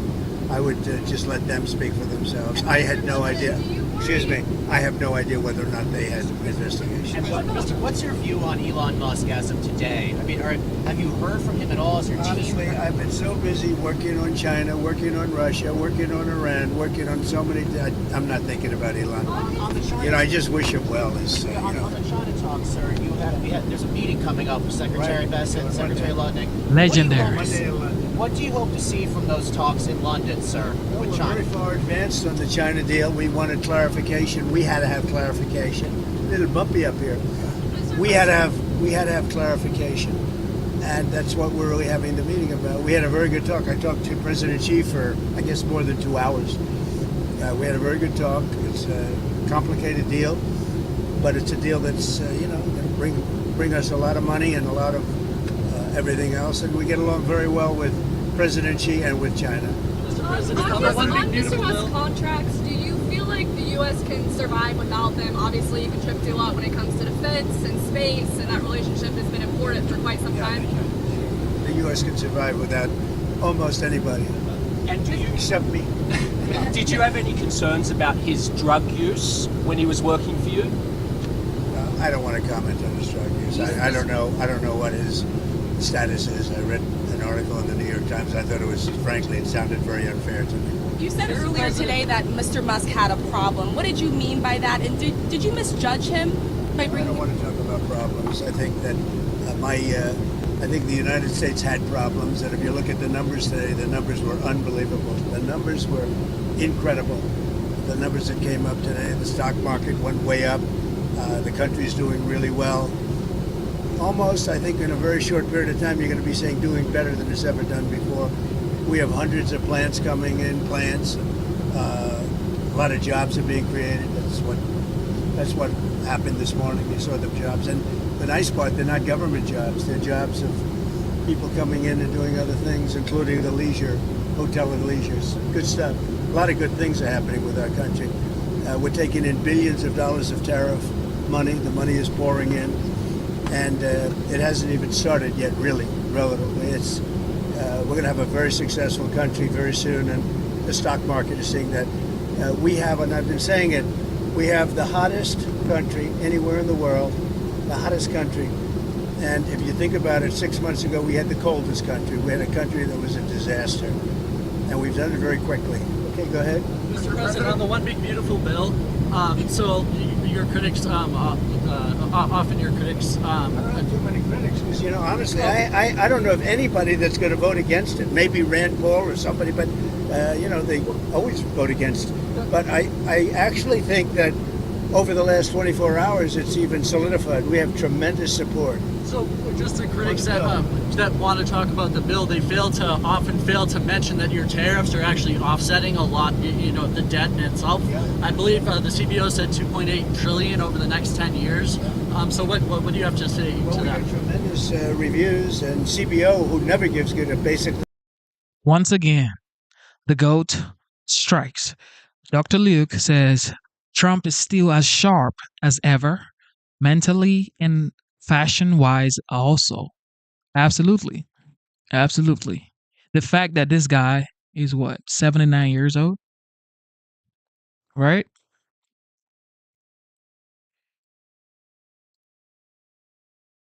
$78 old. He's going to be 79. Next week? Oh, man. And almost nobody can keep up with him. He just went toe-to-toe with every leader of the world when he did the Liberation Day announcement. And nobody could go toe-to-toe with Trump. Even President Xi, nobody. And I always say this, look, I don't think anybody on earth can give you these types of talent and strength. These types of strength and grace comes from God. I always say it, okay? Some people are smart, but not strong enough to go a long distance. But Trump, his longevity is just out of this world. And the only power that can give you this type of longevity is God Almighty. No matter how you go against him, no matter how much you hate him, no matter how much you want him gone, he just keeps coming back at you. He just keeps coming back at you. That kind of tenacity can only be given to any man by God. It's a Democrat group, and we're getting tremendous reviews on the bill. We cut 1.6 trillion, not billion, trillion out of the budget, and yet we haven't affected anybody. We're going to save and totally cherish Social Security, Medicare, Medicaid. The Democrats are going to destroy it. They'll destroy it. We're going to save it and make it stronger than ever before. So Medicare, Medicaid, they just make statements. Oh, he's going to talk. We're not touching it other than waste, fraud, and abuse.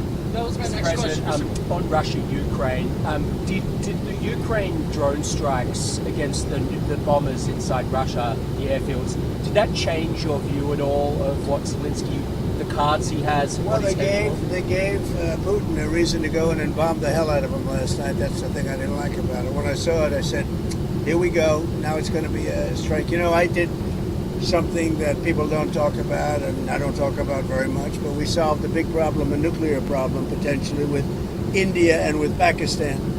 And I spoke to Pakistan, I spoke to India. They have really great leaders. But they were going at it, and they could have gone at it nuclear, both nuclear countries, strong nuclear countries. And I talked about trade, and I said, we're not doing trade if you guys are going to be throwing bombs at each other. And they both stopped. And I stopped that war immediately. That was going, as you know, that was going much further. And hopefully not to nuclear, but it might have gone to nuclear. In fact, it might have gone to nuclear in the next round. But we stopped it. And I'd like to comment the leaders of both countries, Pakistan and India. Are you worried that there might be a nuclear breakout with Russia, Ukraine? Are you worried that that could... I hope not. I hope not. I think it's a war that would have never happened. If I were president, that wouldn't have happened. I certainly hope not. Mr. President, Senator Hawley said he had spoken with you about potentially removing cuts that were in the House pass bill to Medicaid that would hurt Trump voters in rural areas. What are your thoughts about that? I did speak about that. We're really talking about waste, fraud, and abuse. And Senator Hawley's a great senator. He's a good guy. And I did speak to him, and we want to make sure that doesn't hurt anybody, you know, because it is about waste, fraud, and abuse. That's the only thing. And everybody wants that. On Russia, Ukraine, where are you at today with the Senate sanction bills? There's been some reports reporting that the White House is, Well, I know considering the getting bill. I watered studied down? the bill. We're going to see. I mean, if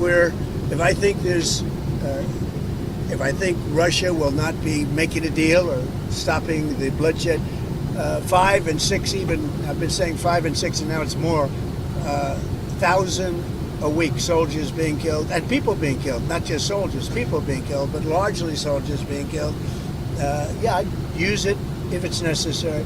And they really give me that option. Are you trying to get the Senate to water it down, though, from its current version? I haven't spoken about it. They have a bill. It's going to be up to me. It's my option. They've made it that way, and it would save a lot of time if that happened. So I'm okay with it. I haven't decided to use it.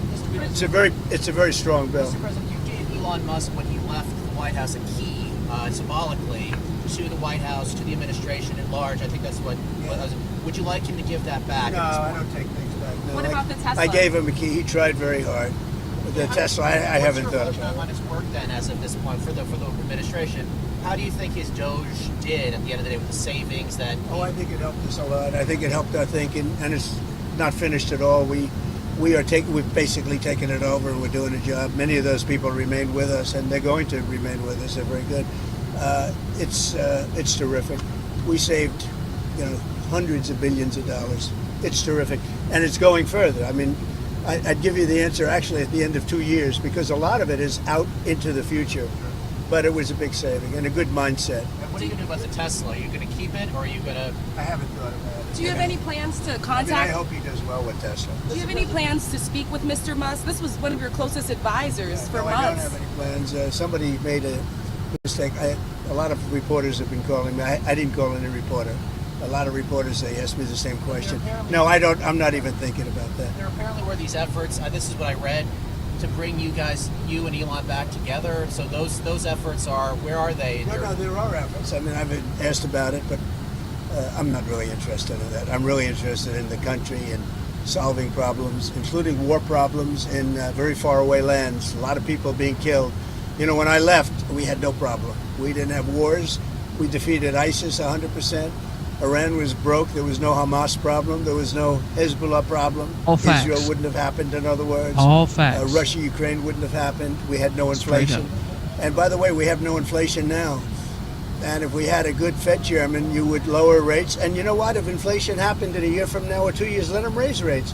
But we're going out for long-term debt or short-term debt. We have a lot of debt coming due because Biden had all short-term debt, mostly. And we would get a lower rate and a lower interest rate if this guy would lower rates. We get a lower interest rate. It's unbelievable.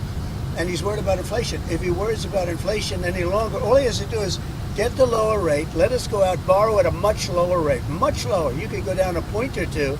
We'll go out, borrow them, and if in 2 years inflation comes back, he raises rates. But he keeps them the same. It's insane. What do you next Fed chair at this point? Are you already thinking about who your next Fed chair would be? I know it's 2026 when his term expires. So you're already thinking about it. It's coming out very soon. Who are you thinking about for that? I could tell you, but I don't think I'll. What do you make? I have a pretty good idea. Kevin Warsh, one of those. Very highly thought. What do you make of the Ayatollah saying that they have to enrich? They have to be able to enrich. They won't be enriching. If they enrich, then we're going to have to do it the other way, and I don't really want to do it the other way, but we're going to have no choice. What's your latest? There's not going to be enrichment. Just one more on Abrego Garcia, sir, because this is the big news for today. Just months ago, it seemed like from El Salvador to even your administration that there was no chances that he would be returned. So can you just explain to the American people what sort of happened to facilitate his return in the last few DOJ made a decision. I think their decisions have been very, very good. And maybe they just said, look, all of these people, these judges, they want to try and run the country. The judges are a local judge trying to run the country. The man has a horrible past, and I could see a decision being made. Bring him back, show everybody how horrible this guy is, and frankly, we have to do something because the judges are trying to take the place of a president that won in a landslide, and that's not supposed to be the way it is. And so I could see bringing him back. I could see it either way, bringing him back or not bringing him back, but by bringing him back, you show how bad he is. He's a bad guy. On China, sir, did President Xi agree to restart the flow of rare earth minerals and magnets? Say it what? Did President Xi agree to restart the flow of rare earth minerals and magnets? Yes, he did. Thank you very much, everybody. everybody. Thank you, Mr. President. Thank you for coming back. Nobody even comes close to this guy. His transparency is just out of this world. On Air Force One, he allows the media news, which most of them are most likely fake news, and he allows them travel with him. He even asks, do you want to go on the plane with me? You could come with me so you can ask me a question. What? Biden could never. Okay? And the question they ask Biden is, what's your favorite ice cream? Chocolate chip. Right? Thank God. We got a new one. Reaction. Deputy White House Chief of Staff for Policy, Homeland Security Advisor Stephen Miller. Look, we're going to be dealing with this for decades to come. It doesn't remove every known terrorist that we don't know where they are in the country that they allowed in, or the cartel members, or the gang members, or the murderers, or the rapists, or the other violent criminals, or the drug dealers. But we stopped the influx of illegals. Now we're in the process of trying to find all the people that Biden let in and get rid of them. That's a Herculean task. Yes, it's a mammoth task. As President Trump has said, Biden flooded this country with millions and millions of illegal aliens, many of them rapists, murderers, gang members, terrorists, human smugglers, child traffickers, and every kind of criminal and thug that you can imagine on planet Earth. But let's begin by celebrating the incredible news that President Trump, as you mentioned, Sean, has achieved the most secure border with the lowest level of illegal crossings in U.S. history. Sean, I've been studying and following and working on this issue for a long time. There is no nation anywhere on planet Earth that has achieved such a rapid success on its border in any time period as President Trump has achieved here in the United States. Going nearly overnight from an open border to a sealed border surely ranks as one of the great achievements in the history of domestic policy and national security. Now, you mentioned another breaking news story tonight, Sean. The Department of Justice has indicted the illegal alien terrorist from Maryland, the so-called Maryland man, who is actually a foreign terrorist from El Salvador, to make him face justice for his monstrous crimes against humanity. Another huge win for the Trump administration. Thanks to weeks of investigative work, this illegal alien monster is going to be held accountable for his terrible crimes against women and children. And then guess what, Sean? After he does hard time in an American jail, guess where he's going? Right back to El Salvador. What do Democrats have to say about this now? They celebrated this guy. They worshiped this guy. They treated him as a hero. Now he's been indicted by a grand jury for committing some of the most heinous crimes I've ever read about. He's going to do hard time in our jails, and then he's going back home where he belongs, to El Salvador. Here's my worry. In spite of everything that you have accomplished, and you are right in expressing, we've never been able to secure a border this fast. There's never been a more preventable national security disaster like this. But in spite of all of these great efforts in record time, you, the president, the vice president, Kristi Noem, Tom Homan, everybody involved here, I don't know how you find every terrorist. I was asking Dan Bongino about it this week. How do you possibly find people that we don't even know are in this country, the gotaways that got in? We don't know where they came from. 200 countries? I've got to imagine that my prediction, it's a matter of when, not if, and is going to turn out to be right. I mean, I would argue last weekend in Boulder was a terrorist attack. And I think that, you know, we have a million man out. It was a terrorist attack from a Biden illegal. It was a terrorist attack from a Biden illegal that was given a work permit by Joe Biden. 1 million FBI man hours spent on the border, Stephen? So you're right. This is the thing that gives me the greatest concern about the future of this country, is the millions of unvetted, unchecked, and just unknown foreign nationals who have been deposited into this country, not to mention the millions more visa overstays embedded into all of our communities, some operating at the direction and control of foreign governments, foreign enemies, foreign terrorist organizations, not to mention the cartels. which have spread so much bloodshed across this hemisphere, that do business with some of our worst adversaries. But it's why, Sean, and I'll say this now, it's why it's so important to pass the president's big, beautiful bill. Because that legislation hires 10,000 new ICE agents to go and find these killers and terrorists. It funds the detention beds we need to keep these people off our streets. It funds the planes we need to fly them back home.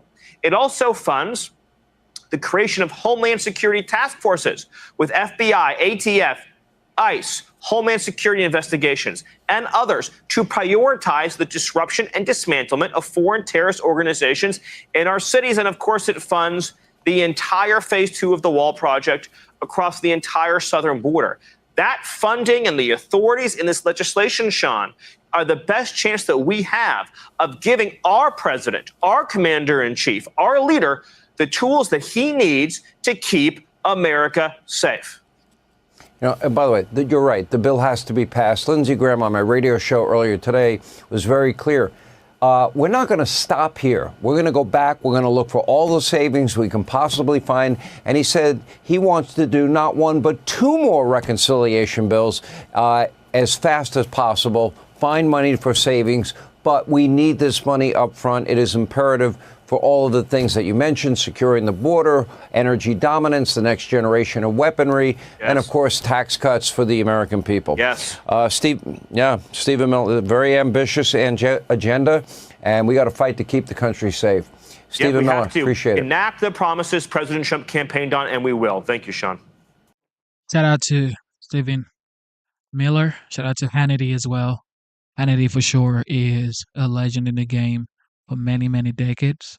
And Stephen Miller is doing a great job. A very articulate person, for sure. For sure. All right, we're going to recap on Elon Musk and Trump, even if it's over now, for sure. Because I guess it just has to be, if you think about it. Because the bill that everybody's crying about is what the commander-in-chief actually campaigned on. Why is everybody acting like this guy didn't campaign on all of these things? Everything he's doing right now, he campaigned on. From the border to deportation to tariffs to the big beautiful bill, he said everything on the campaign grounds. This is literally the only candidate who does exactly what he says he was going to do. And now everybody's crying like, oh, he said he was going to do it. That's the focus of tonight's angle. Well, the clash of the Titans was something to behold yesterday, and the shockwaves are still reverberating through MAGA land and the GOP and the rest of the country. Will they or won't they kiss and make up? Well, hopes for a rapprochement or a reconciliation by telephone kind of fizzled earlier today when in a phone call with Bret Baier, Trump said Musk just totally lost it. And Musk's spokesman said that Musk himself didn't give an F about the GOP or the RNC. Oh, that's nice. But at the same time, posting on X earlier, Musk seemed a little bit maybe to soften, agreeing with a Bill Ackman post in which he wrote that he and Trump are better off in an alliance together. Makes sense. Look, who knows how all of this drama is going to unfold, where it ultimately will end up. But if anyone thought that liberals were going to welcome, Elon Musk with open arms, Hakeem Jeffries threw cold water on that idea when asked about it earlier today. Look, no one, again, knows how this will end up as an ongoing, unfolding escalation, or ultimately they'll get back together. We hope they do. But one thing we do know is that life will go on. And there's a lot of great economic news out there leading the economic doomsdayers to scratch their heads. The people at Bloomberg didn't know what to report. And the jobs numbers came in higher than expected at 139,000. Only 130 were predicted. And wage growth outpaced inflation at 3.9%. And digging into the details, it also looks like those jobs that were created were going to native-born Americans. Yeah, that's good news. And as a result of all this, the Dow also went up nearly 450 points today. That is a big wow. But I thought we were told the sky was falling because of all the Trump tariffs. As for all that hand-wringing about it's going to cause inflation, well, it did not happen. The globalists at The Economist are obviously frustrated. They had to post this headline: Trump's tariffs have so far caused little inflation. Boo-hoo. Noting that rarely had economists spoken in such unison, warning about the inflation that was supposedly coming. But then they had to add, the administration should not be cheering just yet. With tariffs higher than during much of the Depression, consumers are bound to see some effect in time. My friends, that is called wishful thinking from The Economist. Well, the truth is Donald Trump has been consistently better on economic issues than all of the so-called experts, than all of his critics. He ran on restoring the middle class, on bringing jobs back home, enforcing the border, lowering energy prices, and getting U.S. better trade deals. He's working on all of those issues on all fronts 24/7. Despite the court rulings that sometimes have been against him, despite limited help from Capitol Hill, despite almost no help from the business community, with help from Elon Musk, without help from Elon Musk, he will keep fighting. And back to Elon, look, he's smart enough to know that if he has any political home, and I know no party's perfect, but it has to be with the Trump Republicans. Democrats, oh my goodness, they showed their true selves. Every time they sat silently when Teslas got vandalized, even torched. And when their constituents tried to destroy the entire company that Elon Musk worked so hard to create. Again, Republicans are not perfect. We criticize Republicans plenty on the angle. They have been driving the spending problem for decades. But they're not insane, and they don't seek to punish American entrepreneurs and innovators just because they happen to be Democrats. And that's the angle. The biggest breakup in America is what everyone's talking about. Well, everyone except Trump. Here's exactly what he said. Quote, I'm not even thinking about Elon. He's got a problem. The poor guy's got a problem. He said he won't be speaking to him for a while, but he said he wishes Elon Musk well. I mean, the blast radius from this fallout is really, really big and very wide. But right now he said he's not interested in that, and he's moving on. I'm moving on. No one ever wants to hear that. Trump just says he's too busy. What's your view on Elon Musk as of today? I mean, have you heard from him at all? Honestly, I've been so busy working on China, working on Russia, working on Iran, working on so many. I'm not thinking about Elon. On the China. I just wish him well. 47's planning on getting rid of anything that reminds him of Musk. Remember that shiny red Tesla that Elon sold him? Well, it's getting doged. There is a Tesla there that President Trump bought during a Tesla demo on the South Lawn a few months ago to try to help Elon Musk's business while it was being vandalized. We're told that that Tesla, still sitting there, the red Tesla with Florida tags, is either going to be given away or sold off. But Trump says Elon can keep some of the things he gave him. You gave Elon Musk when you left the White House symbolically to the White House, to the administration at large. I think that's what. Yeah. Would you like him to give that back? No, I don't take things back. Elon woke up this morning and signaled he'd be open to burying the hatchet. Billionaire hedge fund manager Bill Ackman says they're stronger together than apart. Elon responded saying, "You're not wrong." Elon tried to set up a phone call with Don and maybe work things out. Trump said, no, he's not interested. Elon's totally lost it, is what Trump's telling people. He'd rather take anyone else's call. He even picked up the phone when ABC called at the crack of dawn. You call the president on his cell phone at 6:45, he picks up. Yeah, he picked up. Look, there's been reporting out there that the White House is working to put together a call between Elon Musk and Donald Trump to broker some kind of peace. I asked Donald Trump about that. He said he's not particularly interested in talking to Elon Musk. He said Elon wants to talk to him. He's not ready to talk to Musk, who he called a man who has lost his mind. Everyone at the White House chose sides, and not a lot of people sided with Musk. Insiders say we're dealing with someone who's unstable, We saw it coming. We have one president, one person got elected. Some people in the White House say they didn't really like Elon's attitude. People in Trump world feel like the president gave him everything, and he still stabbed him in the back. Quote, the president treated him almost like a son. He invited his family to Christmas dinner. He let him sleep over. He let him walk in and out of meetings. The president went to the max informality to welcome this guy. Trump brought him to UFC fights and rallies. Here they are behind the scenes at MSG. Watch. You want to go on stage, Ed? Yeah. You do? Wow, you're crazy. Is this thing on?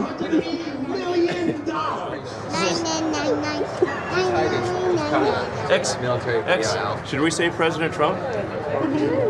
Yes. And then search up. No, it's game over. The selection goes somewhere.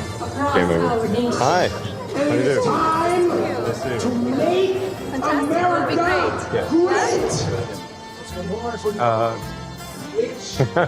Go have a good time. That's the great. Speak Spanish. You go have a good time, man. Thank you. That's from The Art of the Surge. You can watch more of that on Fox Nation. But after the campaign and 130 days in the White House, sources say Elon overstayed his welcome. Talked to a couple of people yesterday who said Elon had privately talked about, well, maybe I could extend my time in the White House. And Trump kind of politely said, nah, you've done a great job. You can leave now. So they weren't quite as close as they were at the very frenzied beginning of that situationship. But it was a good lukewarm relationship. We can't confirm that. But working at the White House, there's a lot of pressure. And everything's a turf war.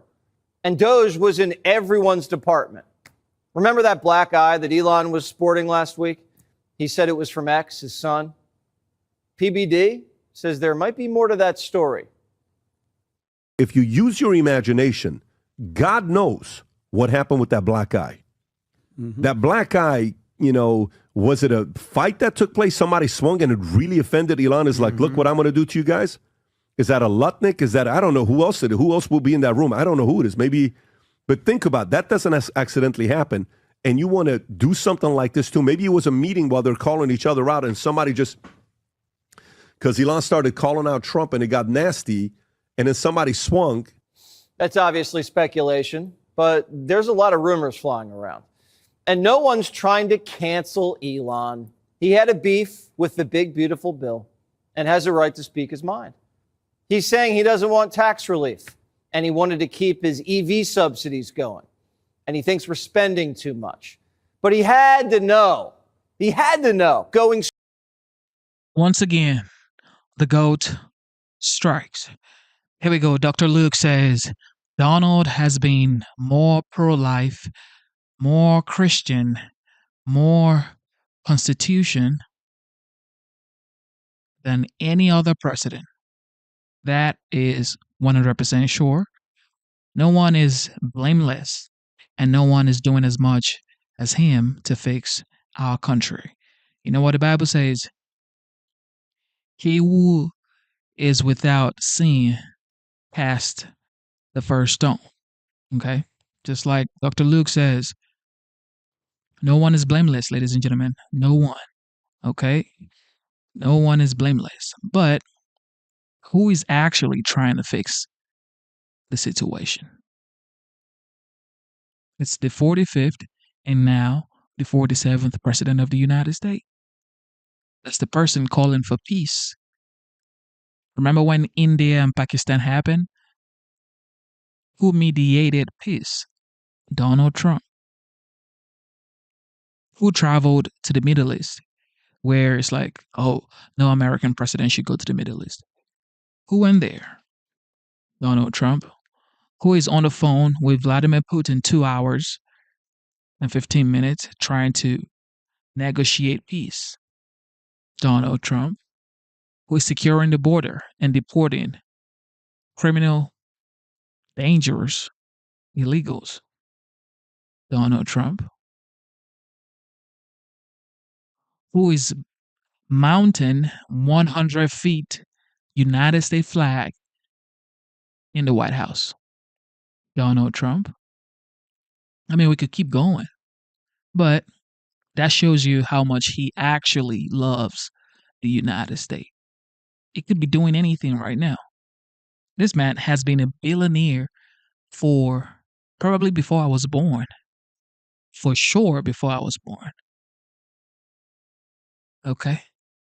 But it keeps going and supporting the United States.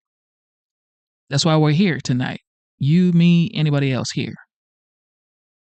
Liberals, conservative, it doesn't matter. What matters is you are American. You love this country. You want the best for this country. That's what matters. Okay? That's what matters. I don't care if you're liberal. I don't care if whatever you are, as long as you love the United States and you want the best for the United States and you pray for the United States, that's what matters, ladies and gentlemen. Scorched earth in public the way he did about the centerpiece of the Trump agenda was going to cause a massive earthquake. Republican sources tell us Musk won't be able to kill the bill, but he's killing the whole sales pitch. So they want to move on and pass this beauty by Independence Day. AOC, though, digging the drama. Oh, man, the girls are fighting, aren't they? I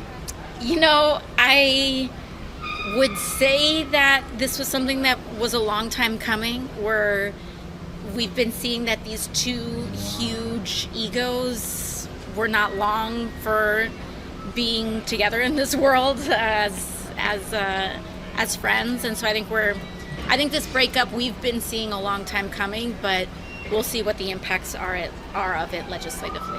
AOC doesn't get it. Republicans are allowed to speak their mind. Democrats, they get handed talking points and they can't have an opinion. So they're all butting heads about what to do. Swalwell says if Democrats win back the House, they're going to open up the Epstein files and look for Trump's name. But he better be careful where he looks because he might find Clinton's. Some Democrats are trying to woo Elon back into their party. Sorry, we burnt your cars, Nazi, and accused you of killing 300,000 people. No, that's not happening. Elon's not that naive. And even Democrats don't flip-flop that fast. Others want Trump to finally be a dictator on day one and get revenge. Those Doge employees, the people that Axelrod was just talking about, are very dangerous. If Donald Trump is smart, the first thing he's going to do is fire, investigate, and prosecute all of Elon's people who are all throughout government with their laptops downloading data right now. Trump's going to lock up big balls? Fat chance. Trump just had a falling out with his biggest donor, the world's richest man. And Democrats don't even know what to say. CNN thinks Trump's going to have Elon executed. I think this is bad for Musk. If you look at the history around the world of authoritarians breaking up with their oligarch buddies, those oligarch buddies don't end up in a good place. They either end up impoverished, imprisoned, or dead. I'm not saying that that's going to happen to Elon Musk here, but the power is with the government. You saw Donald Trump immediately say, all right, we're going to take away your, contracts. We're going to, punish you and retaliate. And he has the power to do that. We've seen Donald Trump exercise that power. Democrats are like, Trump is going to kill you. You're safe with us. We'll protect you, Elon, for a price. If Trump was a murderous dictator, everybody in the press would be dead. And Comey would be 6 feet deep. Trump's had people come and go his whole life. DeSantis is still alive. Omarosa's still kicking. And Michael Cohen, he hasn't had any accidents. It's not like Trump's Hillary and just offs people, allegedly. Politics is vicious. Having Elon around was fun. But just because he's gone doesn't mean the fun's over. Trump says America's hot. 6 months ago, it was cold as ice. He's keeping his mind busy and says after the big, beautiful bill, he's building a big, beautiful ballroom. Quote, just inspected the site of the new ballroom that'll be built. Compliments of a man known as Donald J. Trump at the White House. For 150 years, presidents and many others have wanted a beautiful ballroom, but it never got built because nobody previously had any knowledge or experience in doing such things. But I do. And these are the fun projects I do while thinking about the world economy, the United States, China, Russia, and lots of other countries, places, and events. It will all be good, maybe even great, depending on who is the president of the USA. Trump's going to throw a party of the century at the White House. And we'll see if Elon makes the cut. And welcome to this special edition of Hannity. All right, so the magnitude of the mess that Joe Biden left behind and how President Trump is now having a clean house, well, I want to be really crystal clear about one thing. The sheer volume and extent of the unmitigated disasters that President Trump inherited, it's almost unthinkable. The economy in a complete state of shambles, massive inflation, prices up 20%, gas prices through the roof. Growth was next to nothing. Few private sector jobs were being created. Wages stagnant, consumer debt through the roof, American industry gutted, interest rates tripled. And the border, we endured a record level of illegal immigration, anywhere from 12 to 20, nobody knows the exact number, in just 4 years, including, let's see, known terrorists. We have, Iranian assassination squads. We have gang members, cartel members, human traffickers, drug traffickers. We have murderers. We have rapists. We have other violent criminals in this country, all operating inside our country with virtually no fear of deportation under Joe Biden. Overseas, Biden failed to prevent costly new wars on not one but two continents. No one respected, nobody feared the U.S. after the disastrous withdrawal from Afghanistan. Our relationship with our allies in the Middle East was in shambles. Everybody worldwide knew he was a cognitive mess. China operating with impunity, including, over our own airspace. Remember the spy balloon? And back at home, we had virulent anti-Semitism, extremism from Biden's own base of his party. That was on the rise. From college campuses to the halls of Congress, President Trump came within a millimeter of losing his life to an assassin and another would-be assassin later. And meanwhile, college campuses, they became nothing but hotbeds of bigotry, woke politics, infiltrating every part of American life, including our military and our schools. And let's not forget about the out-of-control bureaucracy that waged a campaign of lawfare, censorship against Trump, his supporters, while also wasting billions and billions of your dollars on broadband internet that failed to connect anyone and to anything, and charging stations that were never built. And we spent billions on that and a slew of other bizarre left-wing projects, both at home and all over the world. Oh, and if they had their way, they would pick the car in your driveway. They would take away your gas stove. They would take away your plastic straws. They would take away your air conditioner. They would take away your refrigerator. So much for the pro-choice. Once again, the GOAT strikes. I'm telling y'all, he's not called the GOAT for no reason. Shout out to Dr. Luke. Dr. Luke says, Democrats, politicians tried to pull an illegal move and complained when he used the rules to undo it. That's what they do every time, man. That's what they do every time. That's what they do every time. Every single time. Shout out to Dr. Luke. God bless you, man. Here we go. Party. And as you can see, Trump is also facing the challenge of a lifetime. But tonight, despite all of the noise, all of the hysteria, all the doom, the gloom predictions from the left, well, we are seeing massive progress. President Trump is fixing the country. Look at one item. Look at the economy. Trump slashing regulations, unchained American oil and gas industry so America can aspire to energy dominance. That'll make us rich. A lot of high-paying career jobs for people. And, of course, President Trump halting Biden's expansion of government and the bureaucracy. And now, look at the results. Take a look. It's really exciting overall. And look, the real story here is the government jobs are down and the small business economy is growing and the private economy is growing. This is exactly what Donald Trump wanted to do. We're inversing everything that Biden had done. If we look at the earnings from a month-over-month perspective, it comes in up 0.4, much better than expected. We were looking for up 0.3. This is the third jobs day beat in a row, right? The third time the president beat expectations in a row. He's created over 500,000 jobs since he was inaugurated, and that's while cutting the federal workforce by 50,000 jobs, thanks to efforts to trim waste, fraud, and abuse. And amazingly, the very respected Atlanta Fed this week says they're projecting 4.6% growth for the second quarter. Now, for the third month in a row, the jobs report outpacing expectations, 140,000 new jobs in the month of May. Now, keep in mind, those are private sector jobs filled by American workers. That is the direct opposite of what we saw under Biden. That's not all. Hourly earnings for Americans up a significant 4%. That helps against inflation that Biden created. And amid Donald Trump's tariff negotiations, inflation went down. Went down to 2.1%, right where the Fed likes it. Maybe Jerome Powell will get off his duff and maybe he'll drop a full basis point and get the economy moving, which every other country has done.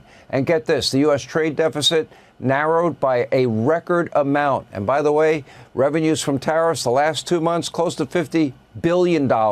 Incredible news. The president hasn't even been in office 6 months. And that's not all. Border security, a tremendous success for the president, probably his most obvious success. We're going to have a lot more on that with Stephen Miller. But look at these statistics. Border crossings remain at record lows.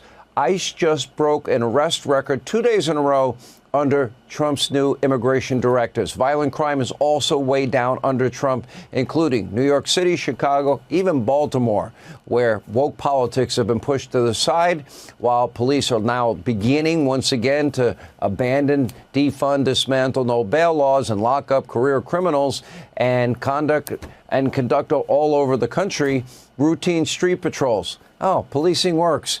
And through new executive actions, President Trump is also forcing schools to ditch their own woke policies. And also he's protecting women's sports in Title IX. And today, of all days, on the anniversary of D-Day, it is important to note that under Donald Trump, Pete Hegseth's leadership, woke politics, they are kicked out of our military. Instead, now the military is solely focused on war and fighting and protecting our country and liberty and freedom. As a result, the Biden-era recruiting woes, they are now over. Recruitment in every single branch in the military is now surging. Incredible progress in less than 6 months. Of course, the work is far from over. The president inherited a disaster.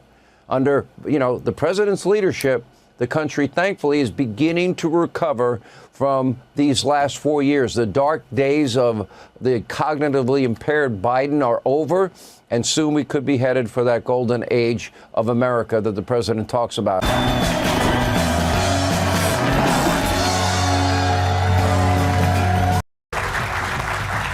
We couldn't get Will Kane, so here's Todd Pyro.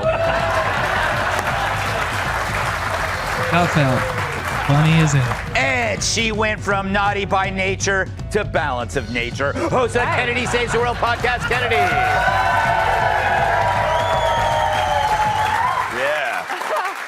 It's like a white boy summer here, huh? Sorry, Kennedy. Before we get to some news stories, let's do this. Greg's Leftovers. Which means in New York City, all chalk body outlines will feature jazz hands.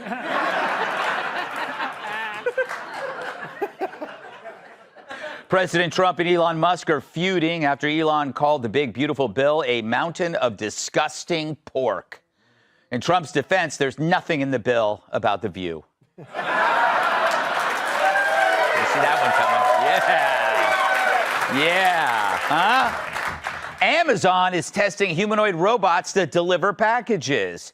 Here at Fox, of course, we've been testing humanoid robots for years.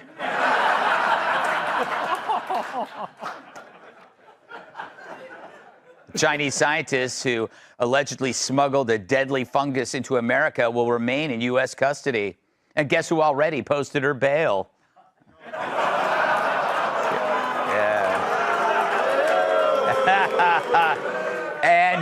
And guess who already tried to bang her? 1-2 punch.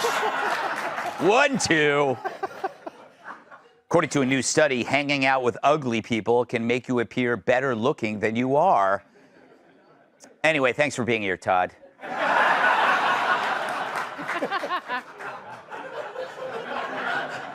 Michelle Obama has a new fashion book coming out. It's a pop-up book.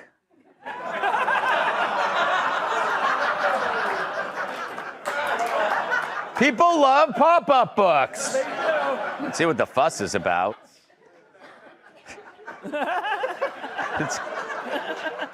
According to a new study, 99.99% of the Earth's deep ocean floor has never been seen by a human. The same goes for this guy's penis.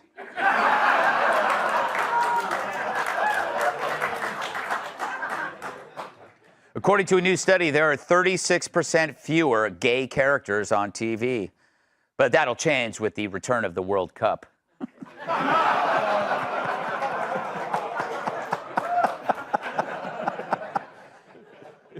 At the Sean Diddy Combs trial, The View's Sunny Hostin says she caught him staring at her. So if you're making a list, he likes seeing people being urinated on and Sunny Hostin. Very short list. Speaking of Sunny, she claims Doge's cuts killed 300,000 people, mostly children, prompting Doge to change its name to Planned Parenthood.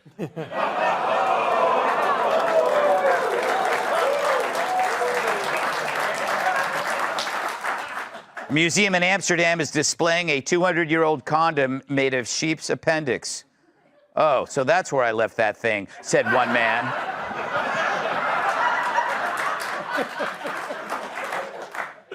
A researcher at Tufts University is studying the use of psychedelic mushrooms to treat irritable bowel syndrome.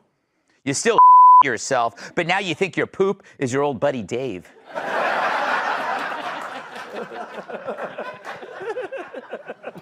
Hi, Dave. Hey, what's going on? You owe me $20. A Florida man has pleaded guilty to stealing 75 neighborhood pool floats, which he used for sexual gratification. It's crazy. Why not just steal one and use it 75 times? Learned that from Kudlow. Dogs can be an official witness at weddings in Colorado. The law would also apply to cats, except the women who own them never marry.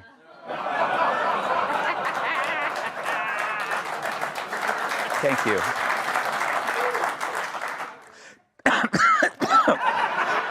Oh, boy. Pete Hegseth removed Harvey Milk's name from a Navy ship, as many believe it was only named after him because he was gay. That also may end plans for the proposed USS John Travolta.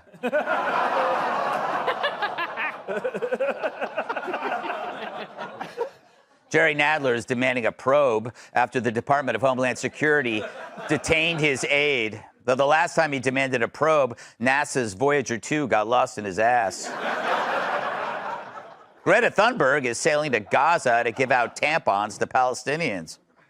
Hey, that's my job, said one man. Wow. They're on fire. Oh, man. All right. According to Michelle Obama, producing life is the least important thing the female reproductive system does. Huh. Well, you can say that again, said one man. And finally, Zimbabwe is considering killing dozens of elephants and distributing the meat to its people. Coincidentally, the State Department is warning Joy Behar to avoid Zimbabwe. Those were good. That was a good bunch. So what a feud between Trump and Musk. It started when Elon called Trump's big, beautiful bill a disgusting abomination, which, by the way, was the original title for Jesse's show. But after that, things went downhill faster than Taylor Swift once she hit 30. I know, really let herself go. And I have to say, they're making all of us billionaires look bad. Seriously, the last time people aired out that much dirty laundry was Jerry Nadler's staff after Taco Tuesday. But the Dems and the media are in a state of shock. Wait, you guys disagree over principles out in the open in front of the American people? Gross. Why don't you do what we did? Agree to a massive backroom cover-up to conceal our horror show of a presidency. Sure, that put our nation at risk, but no one's going to laugh at us. And then later you can write a tell-all book that implicates yourself when he's out of office. So yeah, I'll take this public tussle over the cover-up of a missing president. With the Trump White House, we know what's going on behind the scenes because there is no behind the scenes. Like Brit Hume in a Speedo, they're showing way more than we need to see. Trump wants the tax cuts he promised, while Elon is really pissed about the bill's lasting impact. But the Dems, it's not about which side is right. To them, what's right never factors in. It's just politics to them. So while this tiff is passionate, it's also authentic and brave. Two things the Dems aren't. Musk is risking it all because he believes in something. Trump has proven he'll risk his life for all of us. This is a patriot speaking truth to another patriot, not lying or hoaxing or deceiving Americans simply to hold on to power.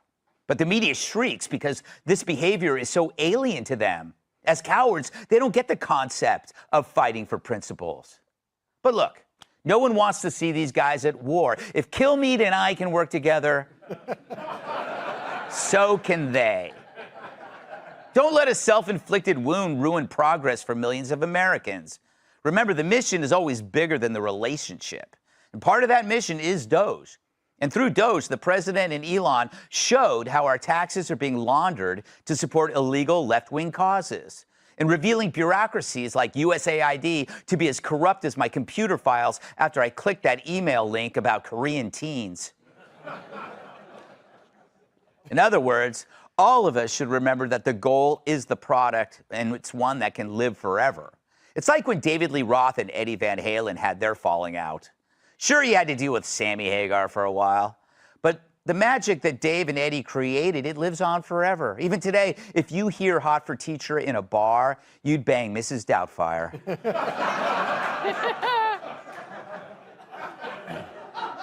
So Trump and Musk, we need them as a team for the sake of our country's future.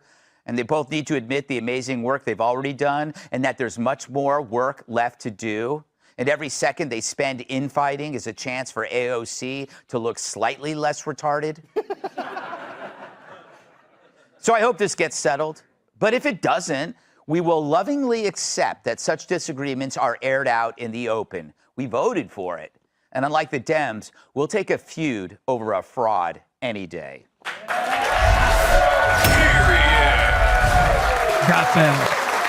This guy is just way too hilarious, man. All right, Charlie, how big is this story? Is it a big story or is it a summer fun story?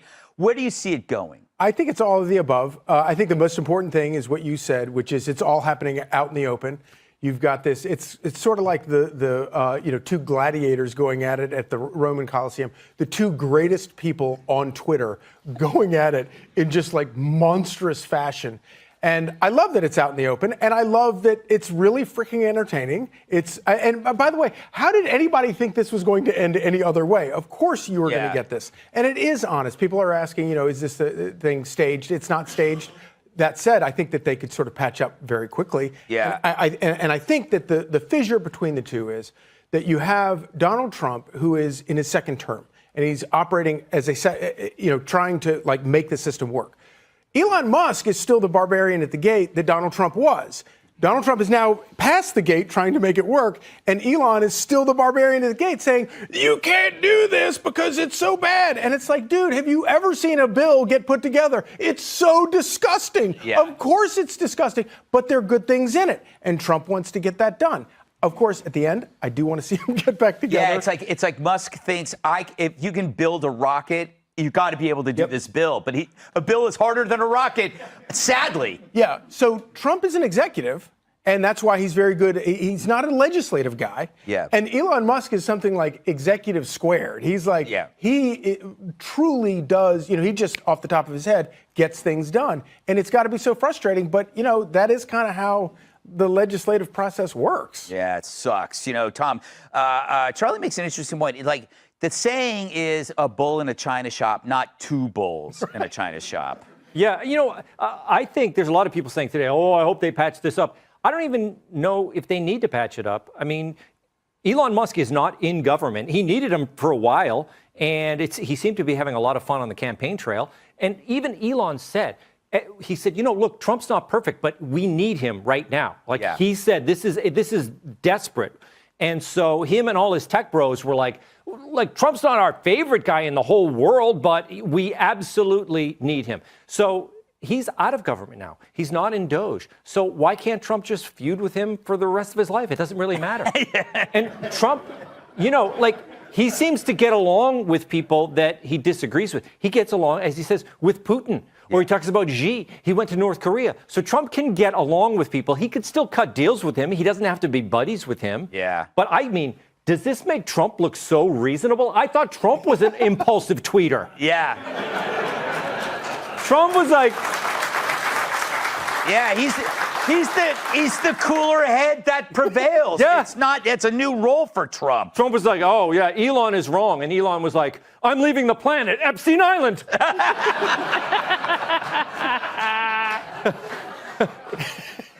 Todd, let's pretend people listen to you. Sure. Suspend disbelief for a second. Yeah. What advice would you give could you give any advice?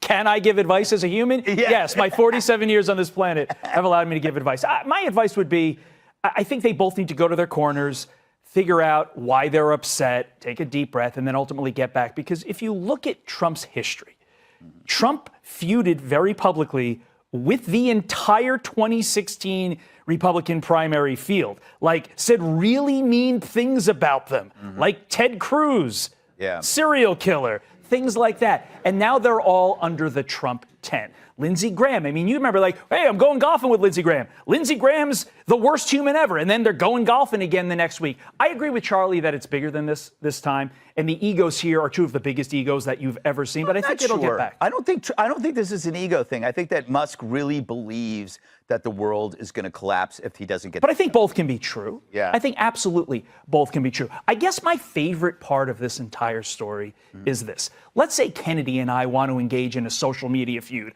I don't know, perhaps over the fact that on the last Gutfeld, she called me not a real Fox and Friends anchor. Call back. We go on a social media platform and we attack each other. These two bought their own social media platforms to attack each other. Like Trump's on True Social. It's mine. I'm going to do it. And like Elon Musk owns X. And that just shows, I think, the stakes here and how this is so much bigger than I think we can even understand. But that's what also makes it, to a certain extent, funny. And I think to a certain extent, sort of interesting to shine a light on how our world works right now, which is just kind of ridiculous. But we're all along for the ride, so here we go. Oh, so Kennedy, the ride's about to end. Yeah, it's been a great ride. It has People don't want to get off. Yes. You know, if they do want to get off, they'll come to New York for the Pride Parade, I guess. Yes. Oh my goodness. Gutfeld. Too funny. All right, here we go. Shout out to the GOAT one more time. Shout out to the GOAT, Dr. Luke. He says, the funny thing is that Democrat voted for Trump too. And that's true. Most Democrat would deny that fact, Dr. Luke. Promise you, man.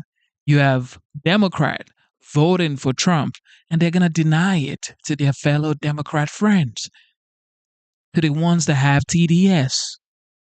Dr. Luke, shout out to you. And it says, because the left changed their party so much, it was unrecognizable. Absolutely. Shout out to the GOAT, Dr. Luke. Now, Democrat leaders started calling Americans the uneducated. They said the uneducated people voted for Trump. So you mean the plumbers, the construction workers, the truck drivers, the welders, the electricians are uneducated people. All right. Keep going, Democrats.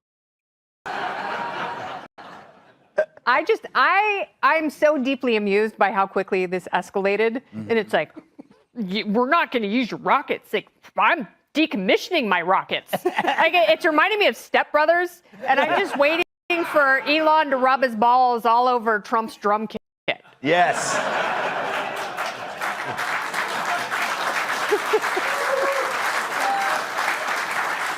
Yeah, it really is. Like, it's weird to see two billionaires act like each one trying to up the other ante. Yeah. You know? You went to Epstein. It's like, how do you walk back from that? Yes. That's it. Like, I'm sure they could just pick up the phone. It's like, no, Elon Musk wrote himself an insurance policy to make sure that this is an unhealable rift. Yeah. For whatever reason. But now he's deleted all of those X. Well, what would you call it? All of those tweets on X. If you go on X right now and go to Elon Musk's page, all those tweets that says Trump was on Epstein Island, or I'm going to drop the nuclear bomb down, saying Trump is on Epstein files, all of that, he's deleted it. I don't know what he was on when he was typing and going bonkers. And maybe this is all just a setup. I mean, who knows? But both of them are better together for America because this is smart man. These are smart men. You can maybe not like Elon Musk, but you can never deny the fact that he's smart, he's intelligent, he's moved America forward. His companies are major league companies that are making the United States economy boom. You can say what you want to say, but these are facts, okay? If you just think about it, if you don't have Tesla, SpaceX, the Boring Company, and like two other companies he has, and other companies he started like PayPal, America would probably be maybe 20 years behind. But he's smart, he's intelligent, he's genius level for sure. And just think about it, if you don't have a man, an OG like President Trump in the White House, America would definitely not be in a good place. Because you see what happened 4 years ago. You see what happened to the border. You had a president falling off stairs, Lord Jesus. Falling off stairs, walking into the Amazon rainforest to talk to the jaguars. You know the thing. You know what I mean? Like, come on, man. Joe Biden just really set us back a long time. But thank God Trump has been given the mantle now. So I believe things are going to go for the better for the United States, for the economy, for the housing market, because I know a lot of first-time home buyers are trying to get in the game. You know, so he's been trying to get Powell to lower the rates. But for some reason, Powell would not lower the rate, even though inflation is at its lowest since 2021. Of course, liberals are going to argue, but you could do your own research. Inflation is way, way down. Shout out to the OG one more time, man. All right, liberals, this is for you before you get your buckets from Busky.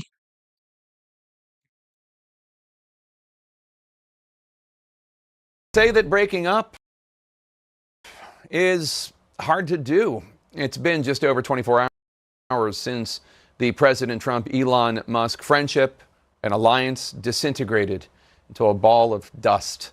And now the two men appear to be going through different stages of grief for President Trump. The stage seems to be acceptance. Today he told CNN's Dana Bash in a phone call, quote, "I'm not even thinking about Elon. He's got a problem. The poor guy's got a problem," unquote. And indeed, so far at least, we have not seen another Trump remark or post on social media about Elon Musk. When Dana asked Trump, pardon me, when Dana asked Trump about reports that he was going to have a phone call with Elon Musk, Trump said, quote, "No, I won't be speaking to him for a while, I guess, but I wish him well," unquote. Dana said the president did not sound angry. He sounded resigned. And here's another breakup hallmark. An official tells CNN that the president plans to get rid of that red Tesla that he purchased from Elon Musk in March. He's going to sell it or maybe even give it away. As for Elon Musk, figuring out where he's at in the process of grief, well, that seems more complicated. Last night, he appeared to be in the bargaining stage. He replied to a random user on his X or Twitter platform who said, "This is a shame, this back and forth. You are both better than this. Cool off and take a step back for a couple days," to which Musk said, "Good advice. Okay, we won't decommission Dragon." That's a reference to his SpaceX Dragon spacecraft that yesterday Musk threatened to take away after Trump threatened to end Musk's lucrative government contracts. Let's go now to CNN's political director and Washington bureau chief, David Chalian. Let's take a step back here, David. The richest man in the world is now claiming it was only with his help, his hundreds of millions of dollars, that Trump was able to win last November.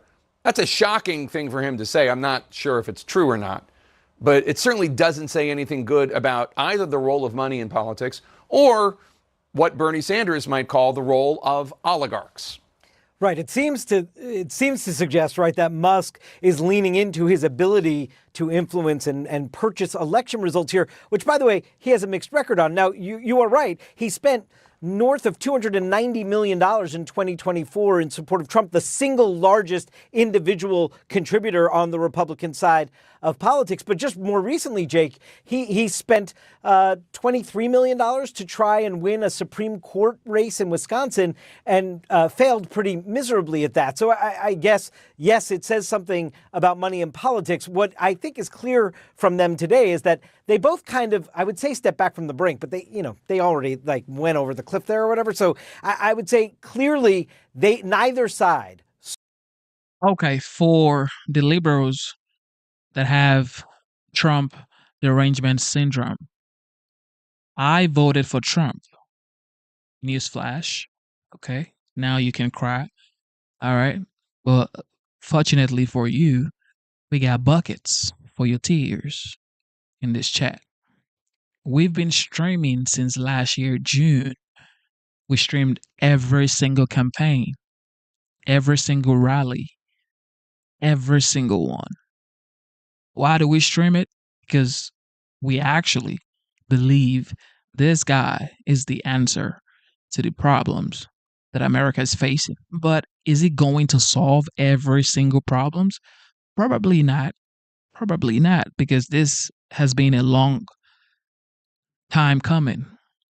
It's been a long time coming. So I voted for Trump. Okay? And I'm going to do it again and again and again. I voted for Trump. It is what it is. I voted for the OG. I mean, what else can you say that is bad about this guy? You've said every single thing. You've tried to put him in jail. You raided his home. They tried to kill him twice. What else? He's racist. He's racist. Look at you. Look at you. Look at you voting for something that you should not vote for. Look at you voting against your interest. Okay. You voted for Joe Biden. Joe Biden put men that looked like me in prison for marijuana, bro. And y'all crying, oh, you voted for Trump. Yeah. And I'm going to vote for Trump again and again. What you going to do? Cry in the comment section. But we got Busky and we got the buckets. Saw advantage today in actually escalating or keeping up that frenetic pace of attacks that we saw yesterday. The feud also could be consequential for Trump's legislative agenda, the so-called big, beautiful bill, which obviously extends the Trump tax cuts and includes some spending cuts, especially when it comes to Medicaid. It also adds trillions to the national debt, which is what Musk is objecting to, how it doesn't rein in spending enough. What sort of impact might Musk's opposition? Once again, the GOAT strike. Shout out to Dr. Luke. He says, Genesis helped get Trump elected. I'm so thankful for this channel and many others like it. Shout out to Dr. Luke. God bless you. Thank you. Here we go. To this legislation have, do you think? Jake, we don't see any sort of votes moving because of that right now. The impact that it's having right now is it's complicating Mike Johnson and John Thune's, the Republican leaders in the House and the Senate, like their ability to move this smoothly to a landing. But we don't know of anyone that has said, hey, now that Musk is really on board with fighting against how much money is being spent in this bill or how much it adds to deficits and debts, I'm no longer on board with it. We do find some people. Here's a channel that gives you the freedom to say what you want. And all you say is bash the host, and you bash the moderators, and you bash people that are just being nice to you. They have literally the button to block you from this channel, and all you do is say bad things about them. You probably would never see a conservative on a liberal channel, because they block every single conservative. But you're here on the conservative channel. You have the right to say what you want. Enjoy it, ladies and gentlemen. People who are already aligned with that argument using Musk's sort of spotlight right now on the issue as a way to bolster their argument. But I'm not sure it changes the course of where this bill is likely going, Jake. All right, David Chalian. Thanks so much. Let's bring in our panel now. David Urban, source tells us that President Trump told Vice President Vance to be diplomatic, to speak diplomatically about Elon Musk. Trump seems to be laying uncharacteristically low, almost eerily quiet when you think of the bomb that Musk dropped yesterday on social media saying that Trump is on the Jeffrey Epstein list, which we have no evidence is true. What do you think's going on here? Do you think he just wants to kind of like ignore this and just so he can focus on getting the legislation passed? Yeah, Jake, I think a couple things. One, I don't think Trump wants to deal with this. You're exactly correct. I think President Trump is focused on getting the big, beautiful bill done. There's lots in there that he campaigned on the border, on tax cuts. So many things are hanging in the balance here. Doesn't want to be distracted by what is this incredible sideshow that has become, that has started with Elon Musk. Jake, you asked David Chalian if Elon was responsible for his victory. I had a little bit to do with some of these races in 16 and 20 and 24. I can tell you only one person wins or loses these races. It's Donald Trump. And if you think money has that big a deal, has that much to do with it, ask why we don't have. Exactly. People think, well, Elon has deleted all of those tweets on X, but if money actually wins election, why didn't Kamala Harris win the election? She had more money, more campaign money than Donald Trump. So why didn't she win the election? Oh, maybe because she had no substance. Okay. Have a President Michael Bloomberg who spent $500 million in the primary and won, to Kevin Sheeky's chagrin, I think, one delegate. And so, Musk has a lot of huffing and puffing. I think Trump is focused on getting the bill done. I think that I've talked to a couple of Republican senators this afternoon. I think they're focused on it as well. And they're going to get a bill done. The question is it 4th of July or is it right before August recess in my mind? Amisha, what do you think? Well, I think that was a great summation. Nobody in the Senate is moved by what's going on between the Elon Musk and Donald Trump divorce. Donald Trump is taking a page out of his own book, like stay the course, stick to what matters. At the end of the day, he ran on the ideals of what's in this bill. He went out and campaigned on it. He's talked about it. He knocked on doors himself when it came to House members to get them to vote for it. And he doesn't want to see it blow up in smoke. I think that the Elon Musk breakup was something that many of us knew was going to happen, maybe not in this epic fashion, but the president wins nothing by going into that level of a fight with Elon Musk. I think that for him, it is trying to get this by this July 4th deadline, trying to, make sure that the Senate doesn't tear it up more than what he would expect. He knows it's not going to look the same as the one that passed through the House, but he definitely doesn't want it to be dismantled too much. And for Democrats, I think that, they're living high off of the messaging of Elon Musk right now. But again, nobody's votes are essentially changing. Elon Musk being against this bill is the same Elon Musk who was honestly against a lot of the budget to begin with. But we all know that it's because he didn't get the the pet projects that he wanted out of it. This is somebody who is bruised. This is somebody who feels as though he bought his way into the White House, bought his way into a certain level of influence with the most influential and most powerful person in the world. And he's upset that he didn't get his way. This is like taking a toy away from a kid. He's throwing a tantrum, and Donald Trump is reeling himself in by maintaining and pushing forward with what matters to him. And that's making sure that his big, beautiful bill gets passed and that, he's not distracted by what Elon Musk is out here doing. Amicia, let's turn to a separate subject. Hold on one second, David. The Trump administration is apparently preparing to cancel a huge chunk of federal funding for the state of California, multiple sources tell CNN. One source says a whistleblower told Congress that all research grants to the state of California are going to be canceled. What's your reaction?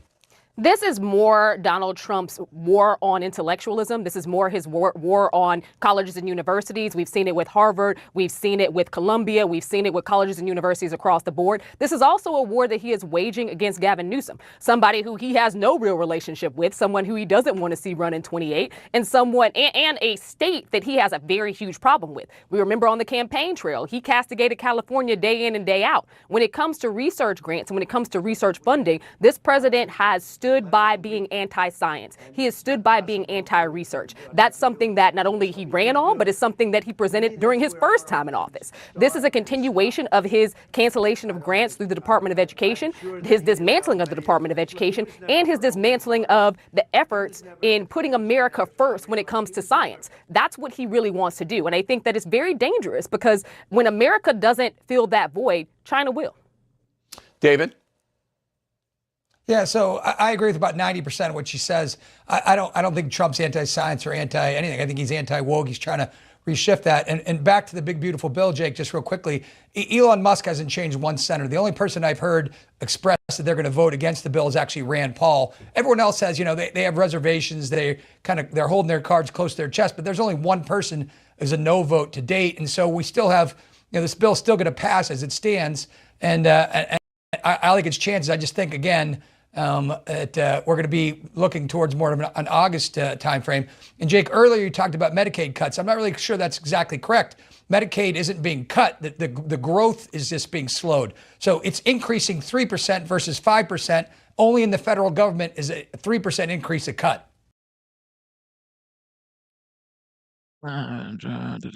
House Speaker Mike Johnson says he was with President Trump yesterday when Trump's dramatic feud with Musk escalated on social media. And in an interview earlier today, the speaker hit back at Musk's criticisms of the Republicans' bill. It's not personal. It shouldn't be personal. I don't tell my friend Elon I don't argue with him about how to build rockets, and I wish he wouldn't argue with me about how to craft legislation and pass it. Now, Johnson's comments are notable. He and Republicans have often defended Musk's unprecedented power within the federal government. I think there's a gross overreaction in the media to what is happening. We don't see this as a threat to Article 1 at all. We see this as an active, engaged, committed executive branch authority doing what the executive branch should do. I think the American people ought to be saying to Elon, thank you, thank you, thank you. I love what Elon Musk is doing. He's a genius. Probably one of the most brilliant, accomplished, effective human beings ever to walk on planet Earth. He doesn't have to be doing this. He's the richest guy in the world. He could be on a rocket somewhere. Where is he? He's helping us. CNN's Arlette Saenz is live on Capitol Hill. Arlette, we have this legislation that's now moved over to the Senate. They have to kind of grapple with what they want to do with it. If they make any changes, it's got to go back to the House. There's still a long way to go, and Republicans are going to have to stay united. What are you hearing as this is all unfolding? Shout out to the GOAT. Shout out to the GOAT one more time. Shout out to Dr. Luke. It says, Dams, please learn the difference between hostile, vulgar threats and opinions, thoughts, and ideas. Absolutely. You don't have to say all the words that you're saying in the comment section just to get attention that you never get in your mom's basement. I get it. You're getting attention here. I get it. I understand. You never get attention at home. I know. We know that. We know that you're getting attention here. That's why you're here. That's why you never keep scrolling. That's why you never leave. Even if you say you don't like Trump, you don't like conservatives, you don't like us, you rain abuse on us, yet you stay for 4 hours. We've been streaming for almost 3 hours. You've been here forever. You never leave because you're getting attention here. I get it. You get more attention here than you get in your mom's basement. All right. Just enjoy the show. While that's going on Capitol Hill. Well, Jessica, Republicans up on Capitol Hill are certainly in a tough position as they are watching this very public feud between President Trump and Elon Musk play out at a very critical time for the future of President Trump's economic agenda here on Capitol Hill. Now, most lawmakers really want to keep their distance from this feud, saying that they hope the two men will work it out. The House leadership, like Mike Johnson, have said that they hope that this could be resolved, and they are arguing that it's not going to have any impact on the president's bill that's making its way up here on Capitol Hill. You even have Majority Leader Steve Scalise saying that the conference is more united than ever, even as this fight is playing out. But there are some conservative lawmakers who have expressed concern that a prolonged fight could cause a distraction. And then there are others who are seizing on Musk's initial opposition that set off to this huge rift when he said that this bill spends too much money. Here is a sample of how Republican lawmakers have been reacting to this over the course of the day. I hope this gets worked out, but I will tell you right now that people are going to be focused on making sure that we get the agenda that we voted for, and that's President Trump's agenda. Elon's not wrong that we need to cut more and find better ways to get the balance, and then look, and we're working the president hard to do that, and so I'll let those guys tuss it out. I think Elon probably did change the trajectory of this bill 2 or 3 days ago when he came out against it, because people trust the guy who can land rockets backwards more with the math than they do the politicians.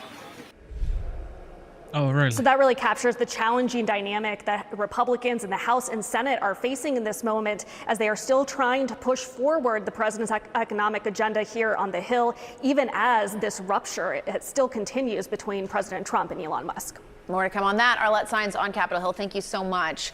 We have seen already, we've established that President Trump and Elon Musk are breaking up. Congressional Republicans, they are stuck in the middle. They're happy they're breaking up. These are two titans. Look at them. I respect them both. I'm, of course, a huge fan and supporter of President Trump. I was with him in the Oval Office yesterday afternoon when some of this was unfolding, and he was disappointed. I was disappointed. I just hope it resolves quickly. We need to go away for a while, right? And just let everybody just settle down. And temperatures will lower, and it's going to be okay. Two biggest dogs in the pound. They're going to turn on each other eventually. I have a rule. I never get between a dog and a fire hydrant. Okay, I'm definitely going to find him and follow up to see who's the dog and who's the fire hydrant here. But the timing is very tough because it's right in the middle of Republicans fighting over the president's big piece of legislation. It's his whole agenda. So the question is, who has the upper hand, and what are the ramifications of that going to be on this important piece of policy for the president and for all Republicans? My panel is back. So, Nia, I was talking to a Republican senator this morning who said his take was that if people are forced to choose over personality between Trump and Elon, which at this moment, that's what people feel like they have to do, they're going to go with Trump. And that there is a chance that the very real concerns that Republicans have with the policy on a host of levels might get overshadowed by the need to support Donald Trump personally. Yeah, I think that makes sense because do they now just fall in line with Trump in a way to make sure that Trump knows that they are choosing his side? Trump is the father of MAGA. Elon Musk obviously has a foothold. He has this huge platform. He can drive narratives around MAGA and to MAGA. But ultimately, this is Trump's bill. This is Trump's legacy, and the party is likely going to fall in line. I do think Trump is pointing, or Musk Musk is pointing to some problems with the bill, right? That it explodes spending at a time when he was trying to cut spending. It's not really a MAGA bill in the way that Trump has become this patron saint of the working class. They're very much hurt in this bill. It is a kind of giveaway to the rich. Not that Musk is concerned necessarily with that part of it, but it does go against some of this fundamental idea that there should be cuts. Well, yeah, I mean, I think that sort of goes to the fundamental question that it hasn't yet been answered, which is on economic policy, what is MAGA? MAGA is whatever it is at that moment that President Trump says it is, right? Right, and I think what's sort of instructive to look at is what happened in the House. So there were many concerns from House Republicans about the spending, about the deficit, about various elements of the bill. This is not surprising. It's a small margin and a diverse range of views within that conference. And at the end of the day, Trump won. He got everyone on board and he got enough support to push that bill through. And I think that is because Trump, as you said, Dana, controls the MAGA movement. What the MAGA movement believes in is what Donald Trump says the MAGA movement believes in. He has that power over the movement. And so I think as you look to the Senate, there are some more intransigent members there. There are some people that are more willing to buck the president. But at the end of the day, Trump has shown time and time again that he gets what he wants, particularly when it comes to Republicans. So I think there's undoubtedly concern within the Republican Senate group about this deficit problem that Elon Musk is raising and railing against over the last week. But I think you don't underestimate Trump when it comes to pushing something across the finish line. Yeah, and so you have that very real dynamic. You heard that the House Speaker is speaking out about it, trying to get everybody to calm down. The man who's going to be in charge of making the bill actually get through the United States Senate, John Thune, the Senate Majority Leader, he's not touching this. He just said, quote, "I don't have observation on that," which is maybe the most South Dakota thing I've heard in a long time. As a Minnesotan, I can relate. There you go. So the interesting thing about this, and again, the question is not are the vast majority of Republicans going to go along with Donald Trump? Of course they are. The problem is the very small margins. An interesting part of this that I think has been lost a little bit is that the big problem on this bill for these fiscal conservatives is that it balloons the national debt, according to the CBO estimates. I think maybe the bigger political problem for Republicans has been something else, though, and that's the Medicaid cuts. And I do think that this conversation has kind of taken us away from that a little bit. I think that's the bigger political liability, but to the extent they're talking about fiscal conservatism, I think Trump can eventually get people over the line because of his force in the party. I think where you start getting into more problematic territory is if the Medicaid cuts start to be a bigger part of this. Yeah, that's such a good point. On the first point, which is the fiscal conservatives and those who are hardliners, that they don't want to do anything to balloon the deficit. In fact, they argue that from their perspective, our whole job here is to try to fix the deficit, which is one of the things that Elon Musk is saying. Listen to two of the Republicans who have been most sort of dead set on this issue. I trust the math from the guy that lands rockets backwards over the politicians. I think the patient is on life support, and if the Senate thinks they're going to rehabilitate it and rewrite it, I think they're endangering this patient. Elon's got, I think, a strong opinion that I think is noteworthy because of its work in DOGE, that we should do more and do better. I can't disagree with that. We should. Congress is notorious for not delivering. I think we should deliver with better spending restraint in order to guarantee lower deficits. And my memory is that Roy ended up voting with the president. Yep. Tom Massey, who was the first person you heard. He didn't, and he never will. Right, he never will. Chip Roy has done the dance around deficits and calling out these bills, and ultimately rolls over. And I think that's probably the expectation. Some of these folks like Ron Johnson, Rand Paul, will see. But, you know. These guys are so happy that Elon Musk and Trump are currently having a rift. But great men sometimes disagree. It is just what it is. It is just what it is.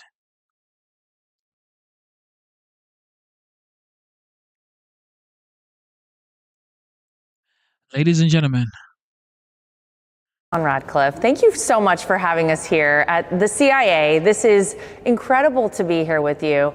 And I know that one of the fundamentals that you talked about coming in here was restoring mission clarity. So tell me where you are on that. What does that look like, and how far have you come? The CIA, as you know, is the finest foreign intelligence agency in the world. That's our history. But we've had leaders fall away from that core mission, us not be as effective as we need to be in what we do in terms of collecting foreign intelligence and stealing secrets and providing President Trump a decisive strategic advantage against our foreign adversaries. That we're not about politics, that we're about collecting intelligence that matters, that makes a difference, that gives him an advantage as he makes decisions, whether it's against adversaries like China, Russia, Iran, North Korea, or dealing with terrorists.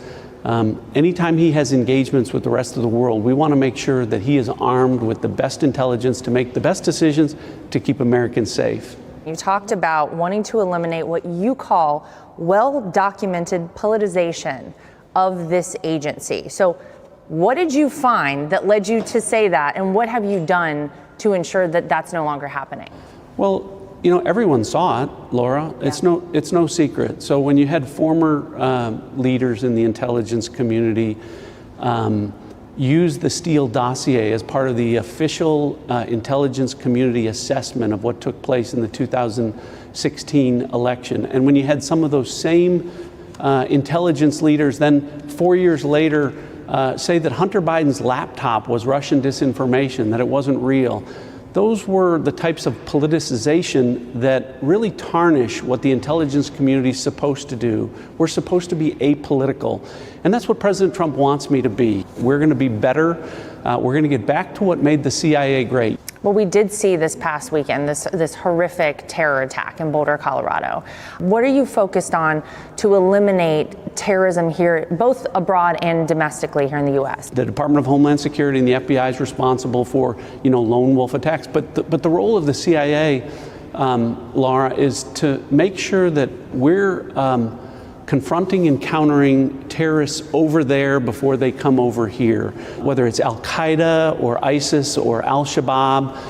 Every weekend I come in and I brief President Trump on the success that we've had on his behalf. And as you know, he has a history of being successful against terrorists, against ISIS, and against terrorist regimes like Iran. And so, again, this is what we need to get back to, and this is the challenge that he wants me to inspire.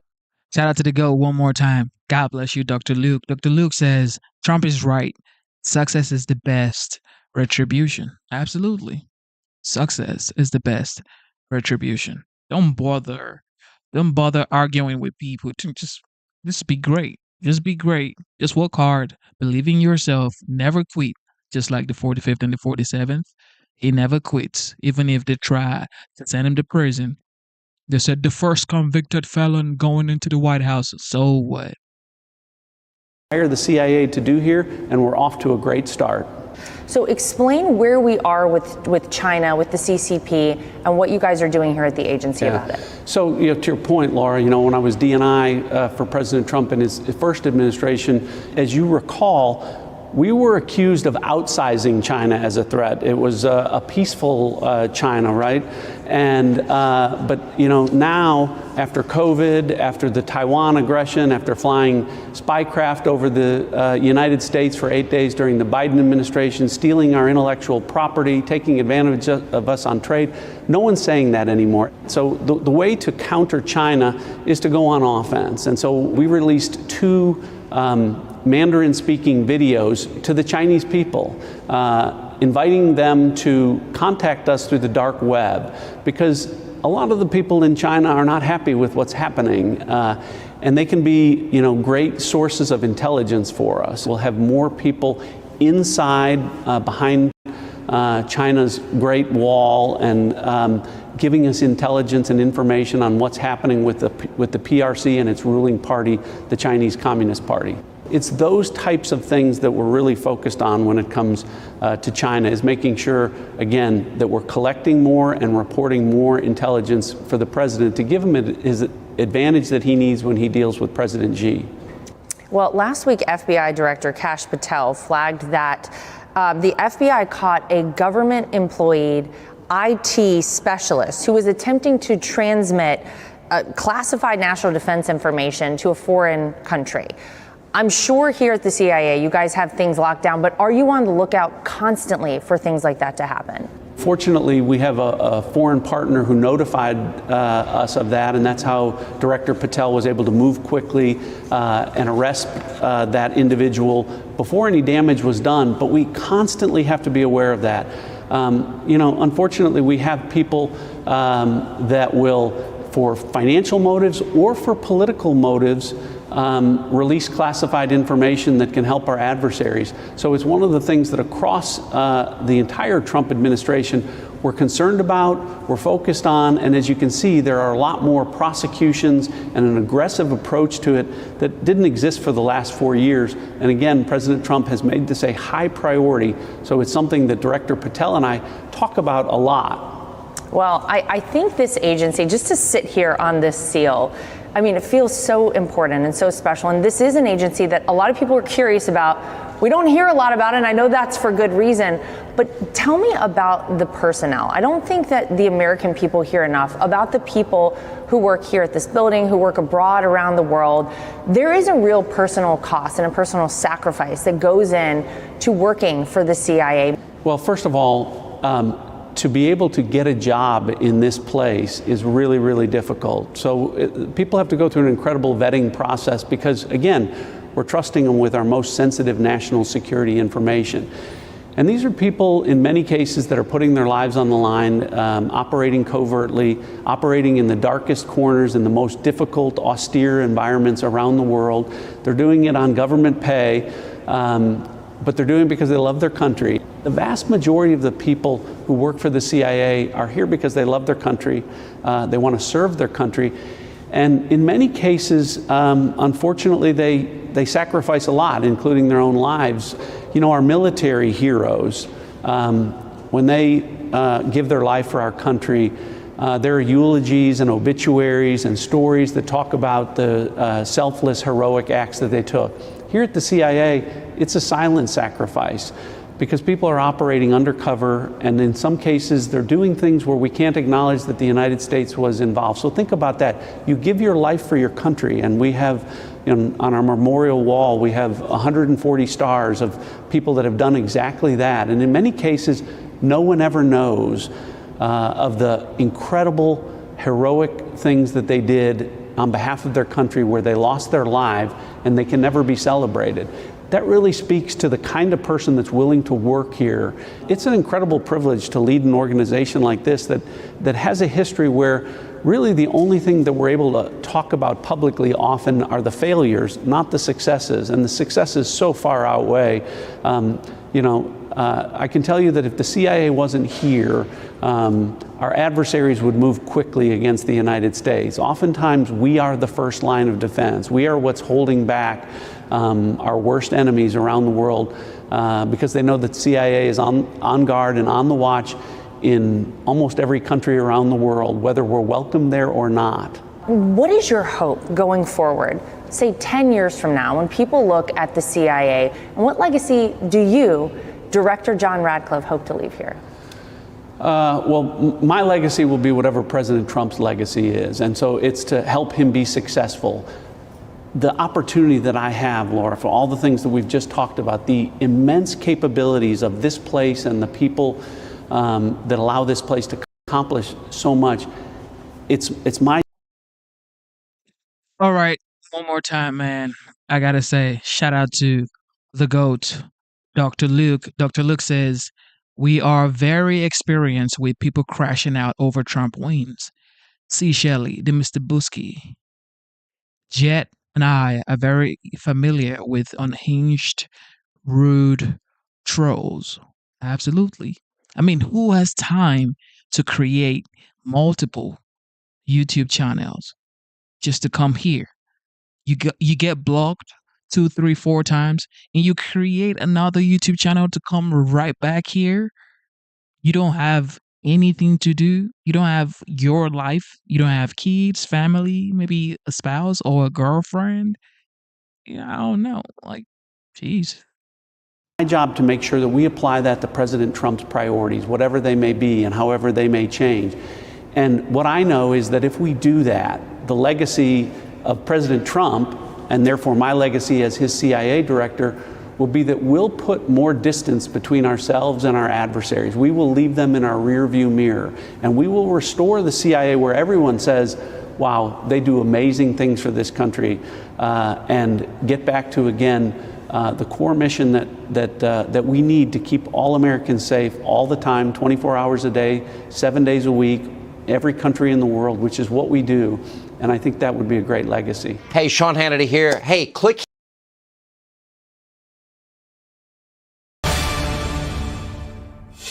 I think the only way you're going to know that is if we can get a whistleblower who comes forward and says, yes, there was serious talk about the 25th Amendment. There were actions taken that Joe Biden didn't know what was going on. It's totally desperate. News alert to my Republican colleagues. Joe Biden is no longer the president. The discussions are going extremely well. I fully expect the 4 staffers and I to announce a date. The investigation into the Biden White House is heating up, with 5 former Biden officials being asked to give interviews on the potential cover-up, or the actual cover-up, of his decline. Hey, everyone, I'm Guy Benson, along with Alicia Acuna and Lydia Hu and Joe Concha. Welcome to a brand new hour of the Big Weekend Show.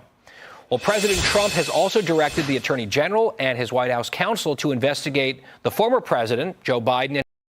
Yo, welcome to the live show, Sandra. Sandra is one of our esteemed members on this channel. Also, we have memberships. It is $4.99. Shout out to Sandra Logue. God bless you. God bless you. Thank you for being a member. All right, Sandra, we have been on live for 3 hours and 16 minutes. You are late. You are late, Sandra. How have you been? His use of an Autopen, specifically looking into executive orders and pardons that were issued. Now, of the 80 pardons Biden issued or signed, only 1 was actually physically signed by him by hand. That, of course, was for his son, Hunter, an infamous pardon. The rest, though, were signed by the Autopen. Now, many in the media look at all this and they say there's nothing to see here. Watch. Wow. Well, every president does use the Autopen. Yeah. The question is, did Joe Biden know what the Autopen was being used for? Again, there literally is no suggestion that he didn't. I also don't know if the clouds above me could be purple, because right now I'm in a studio. It doesn't mean I want to launch a federal investigation into it. That's the point. Well, joining us now is Ed Martin, U.S. pardon attorney and weaponization czar. And Ed, you just heard that clip from another network with one of the anchors saying, well, there's absolutely no suggestion that Joe Biden didn't know what was going on with the Autopen. You know, I think that there might be some question around that, as a matter of fact. What do you think? Well, Guy, thank you. And it's just it's so clear when you look at what happened. It's the conduct that occurred that makes you take a second look. On December 23rd, we had unprecedented commutations of nearly every person on death row.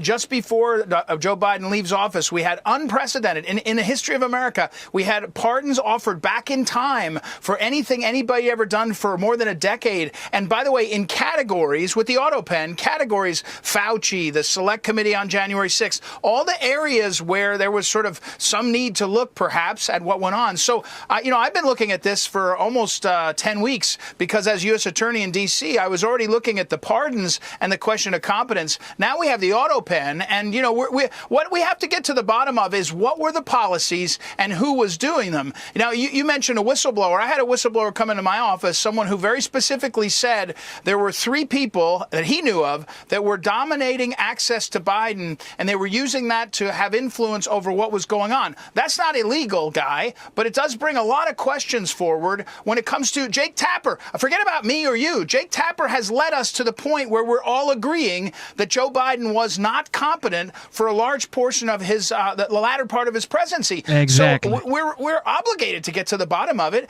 and I think we will, and I think people are seeing that is both valid and important, and it will go on now in the future.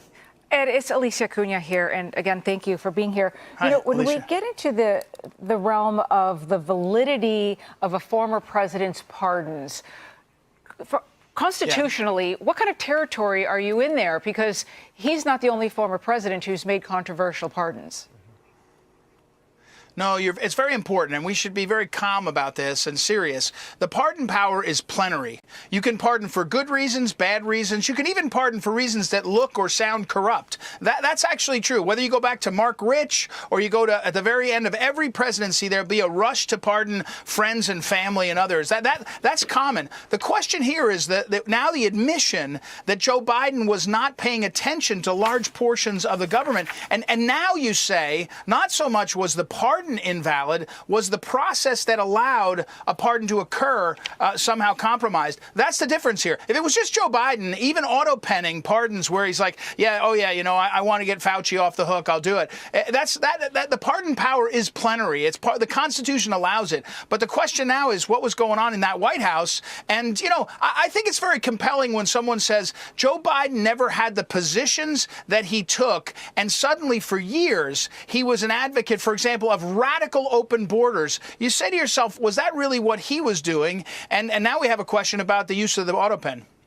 So then when we think about, hi, Ed, this is Lydia Hu. Thank you so much for your time tonight. But following up on that, when we think about the use of the Autopen, then, can you give us some specifics about which pardons you are really interrogating here?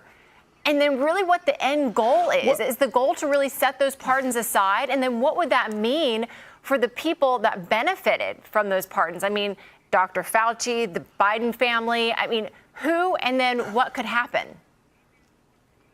One of the things that Attorney General Bondi has been really good at, and it's hard for people to track all this that happens, she got in office and she was the one that created the weaponization working group that is sort of a lot of us are working under. And part of it is just to get the truth out, just so we can know what happened. And so to your point, what is at the end of this? We have to get the facts out now. We have to see who was in charge. One of the requests that went from the White House counsel's office to the National Archives is the paper trail of how the Autopen is used. Every White House has an Autopen, and then there's a paper trail of who's authorized, how it's used. That's been requested from the National Archives. So we have to follow the facts and see where they lead. It's too early to say that these are invalid pardons or that there was fraud or corruption, but there's certainly the coming together of unprecedented conduct, meaning pardons that are unprecedented in the history. This isn't like Mark Rich and somebody that was a donor. What happened at the end of Biden, the family and Fauci and everybody, the scope of that has never been done.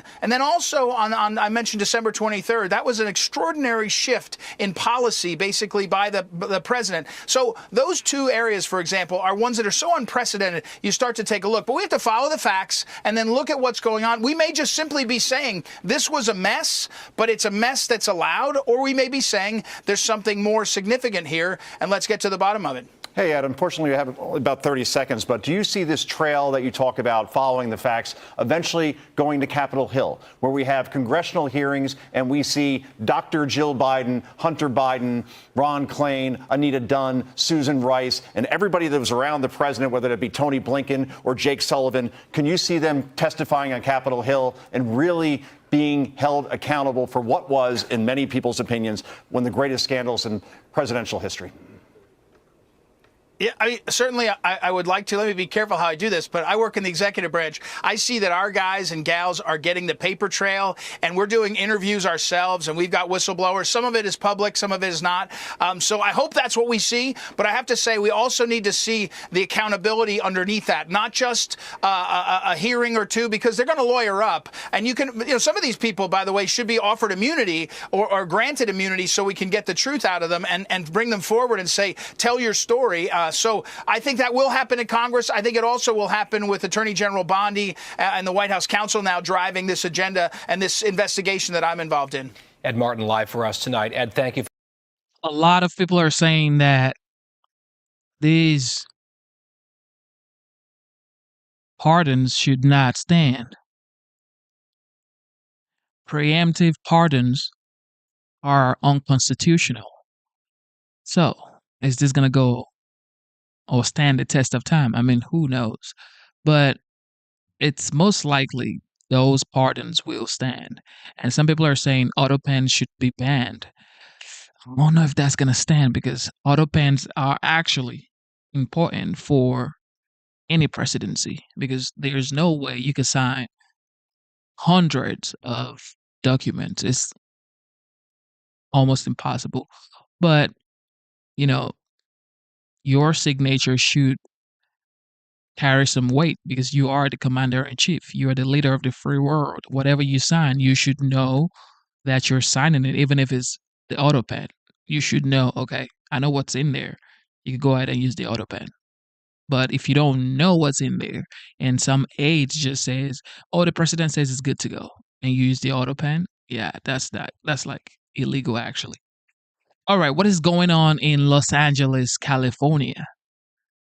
Los Angeles, California. Do we have anybody in Los Angeles right here? ICE is being attacked because they are literally doing their job. Incredible. It's very possible that they could be, and that is, there's some sort of smoke grenade that's been placed inside of that vehicle. Something is smoking. That's dark smoke inside that vehicle. So we very well may be seeing the start of a vehicle fire, and it looks like we are. This thing is lighting up, and that's pretty much, police are going to have, presumably, fire crews are going to have to presumably move in and take control of this situation as it gets even more dangerous. Again, this is the intersection of Alondra Boulevard and Atlantic Avenue in Compton, California. Dale's Donuts. Guess what? When you talk to a Democrat, it's a peaceful protest. This is a peaceful protest, right? Liberals in the chat, this is a peaceful protest, right? Just like in 2020, we're peacefully protesting. This is a peaceful protest right here, according to liberals. Is that big donut on your screen. And this vehicle fire, this fire is taking off. This, again, we're seeing this in real time, and we have no idea how this started, why this started. Time will tell. Let's put the 2-box back up so that we can hear some audio from the ground. I'm not sure how close our ground crews are to the fire. You can see it in the distance there.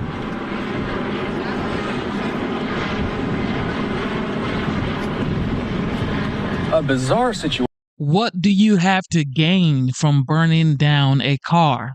Tell me what you have to gain. What do you have to gain from destroying properties? You're burning a car by an electric pole. What are you thinking about? California is a hot state. You guys have wildfires and you're burning a car? What is your motive? What are you trying to gain by burning a car? I don't get it, man. Liberals. Situation playing out in Southern California today.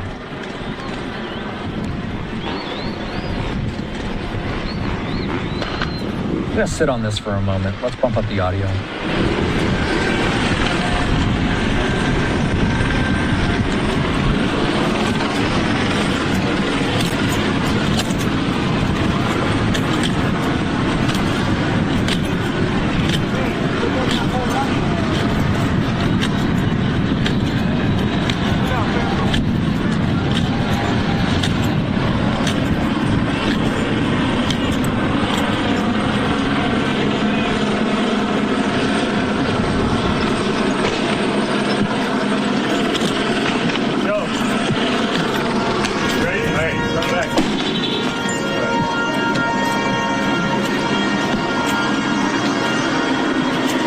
Peaceful protest. It's a peaceful protest, ladies and gentlemen. Peaceful protest.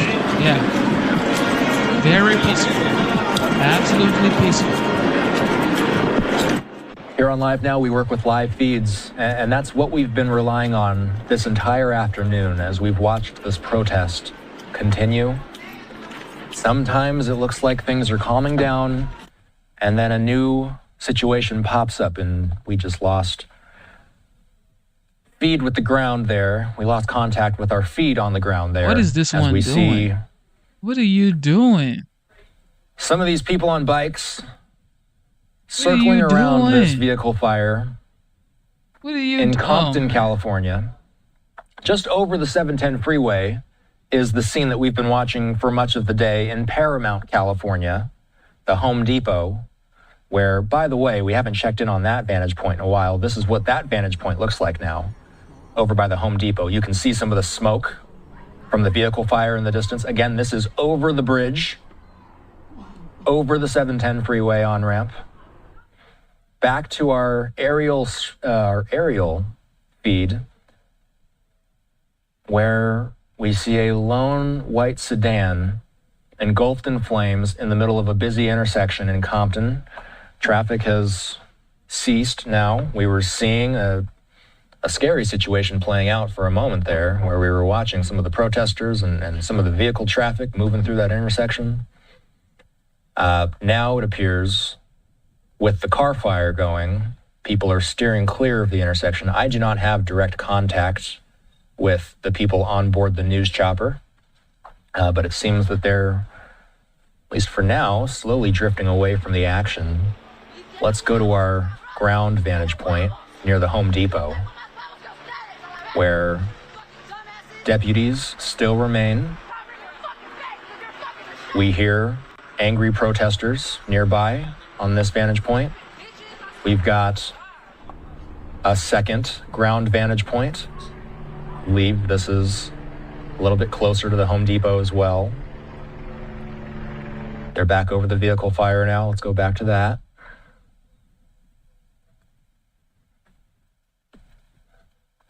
And so when it's safe, presumably, we'll see emergency crews put this fire out. We see loads of law enforcement down the road,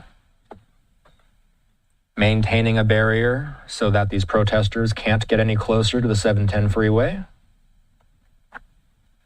These officers were staged on Alondra Boulevard.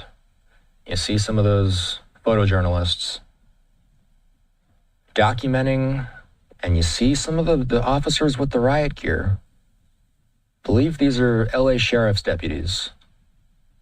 All day we've been seeing what presumably could be fireworks. Some sort of blast we saw.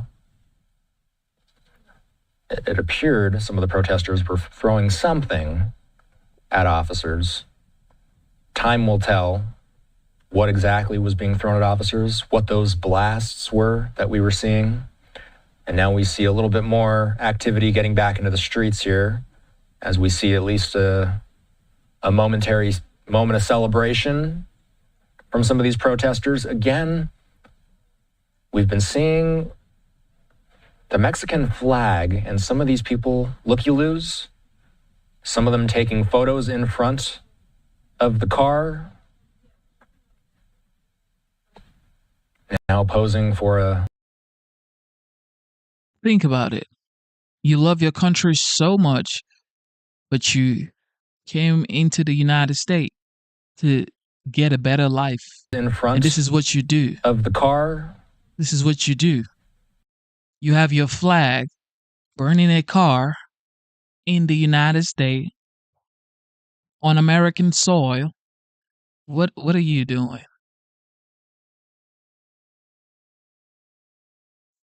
What are you doing?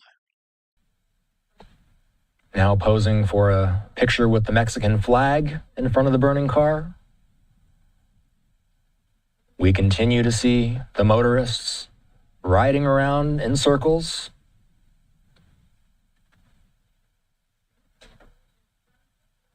Police are not in this immediate vicinity. They are down Alondra Boulevard, just east. All the police are just east of where this scene is. A lot of the protesters have been moved away from the 710 freeway, and now many of them have converged at the intersection of Alondra and Atlantic. Anybody in the area is advised, obviously, to stay away.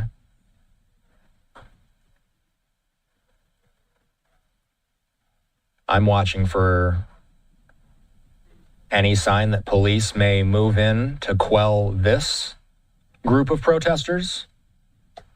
We do have a second vantage point of some officers with guns drawn. Let's pull this up. I think they might be talking to protesters by the Home Depot. Soy Deputy Hernández, oficial del Departamento de Guardia del Condado de Los Ángeles. La presente declaro que esta ha sido una reunión ilegal. En el nombre del pueblo del Estado de California, ordeno a todas las personas reunidos en el Home Depot y Alondra, que abandonen el área inmediatamente. Abandonen el área inmediatamente. Lo que significa disolver esta reunión y abandonar el área. Si no lo hacen, pueden ser arrestados. También puede estar sujeto a otras acciones policiales, incluyendo el uso de proyectiles de energía cinética y agentes químicos. El uso de estos dispositivos puede provocar lesiones graves. Abandone el área inmediatamente. La sección 409 del Código Penal prohíbe permanecer presente en esta reunión ilegal, lo que significa que deben abandonar el área que acabo de describir. Si permanecen en el área que se acaba de describir, estará violando la sección 409 del Código Penal.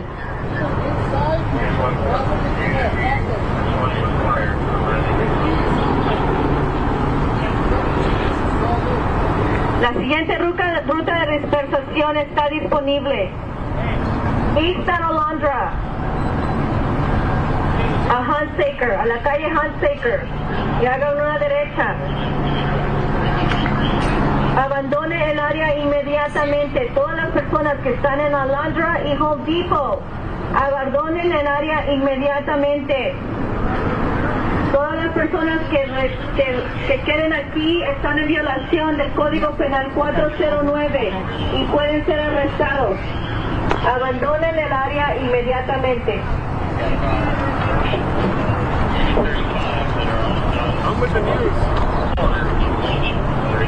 I'm with the press. Give me a favor.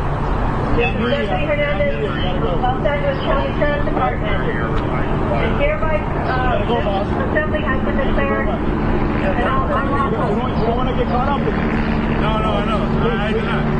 Definitely not. In the name of the people of the state of California, all those assembled, all Alonzo and Home Depot, are ordered to disperse. Which means we need to break up this area and leave the area immediately.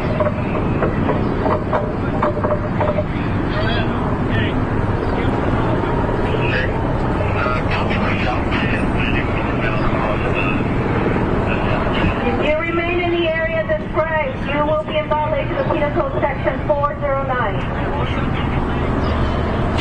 You need to leave the area now. Leave the area now.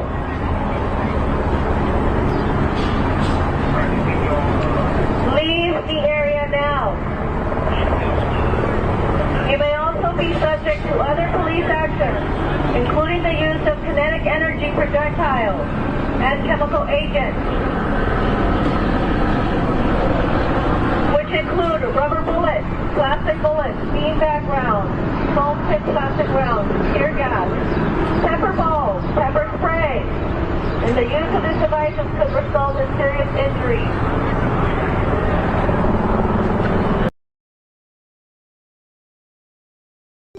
Before he called the White House home. All right, with that being said, thank you for being here. God bless you. We have been streaming for 3 hours, 39 minutes. Instead of looking for perfection, seek for consistency. Never give up on yourself. Never give up on your dreams. Never give up on God.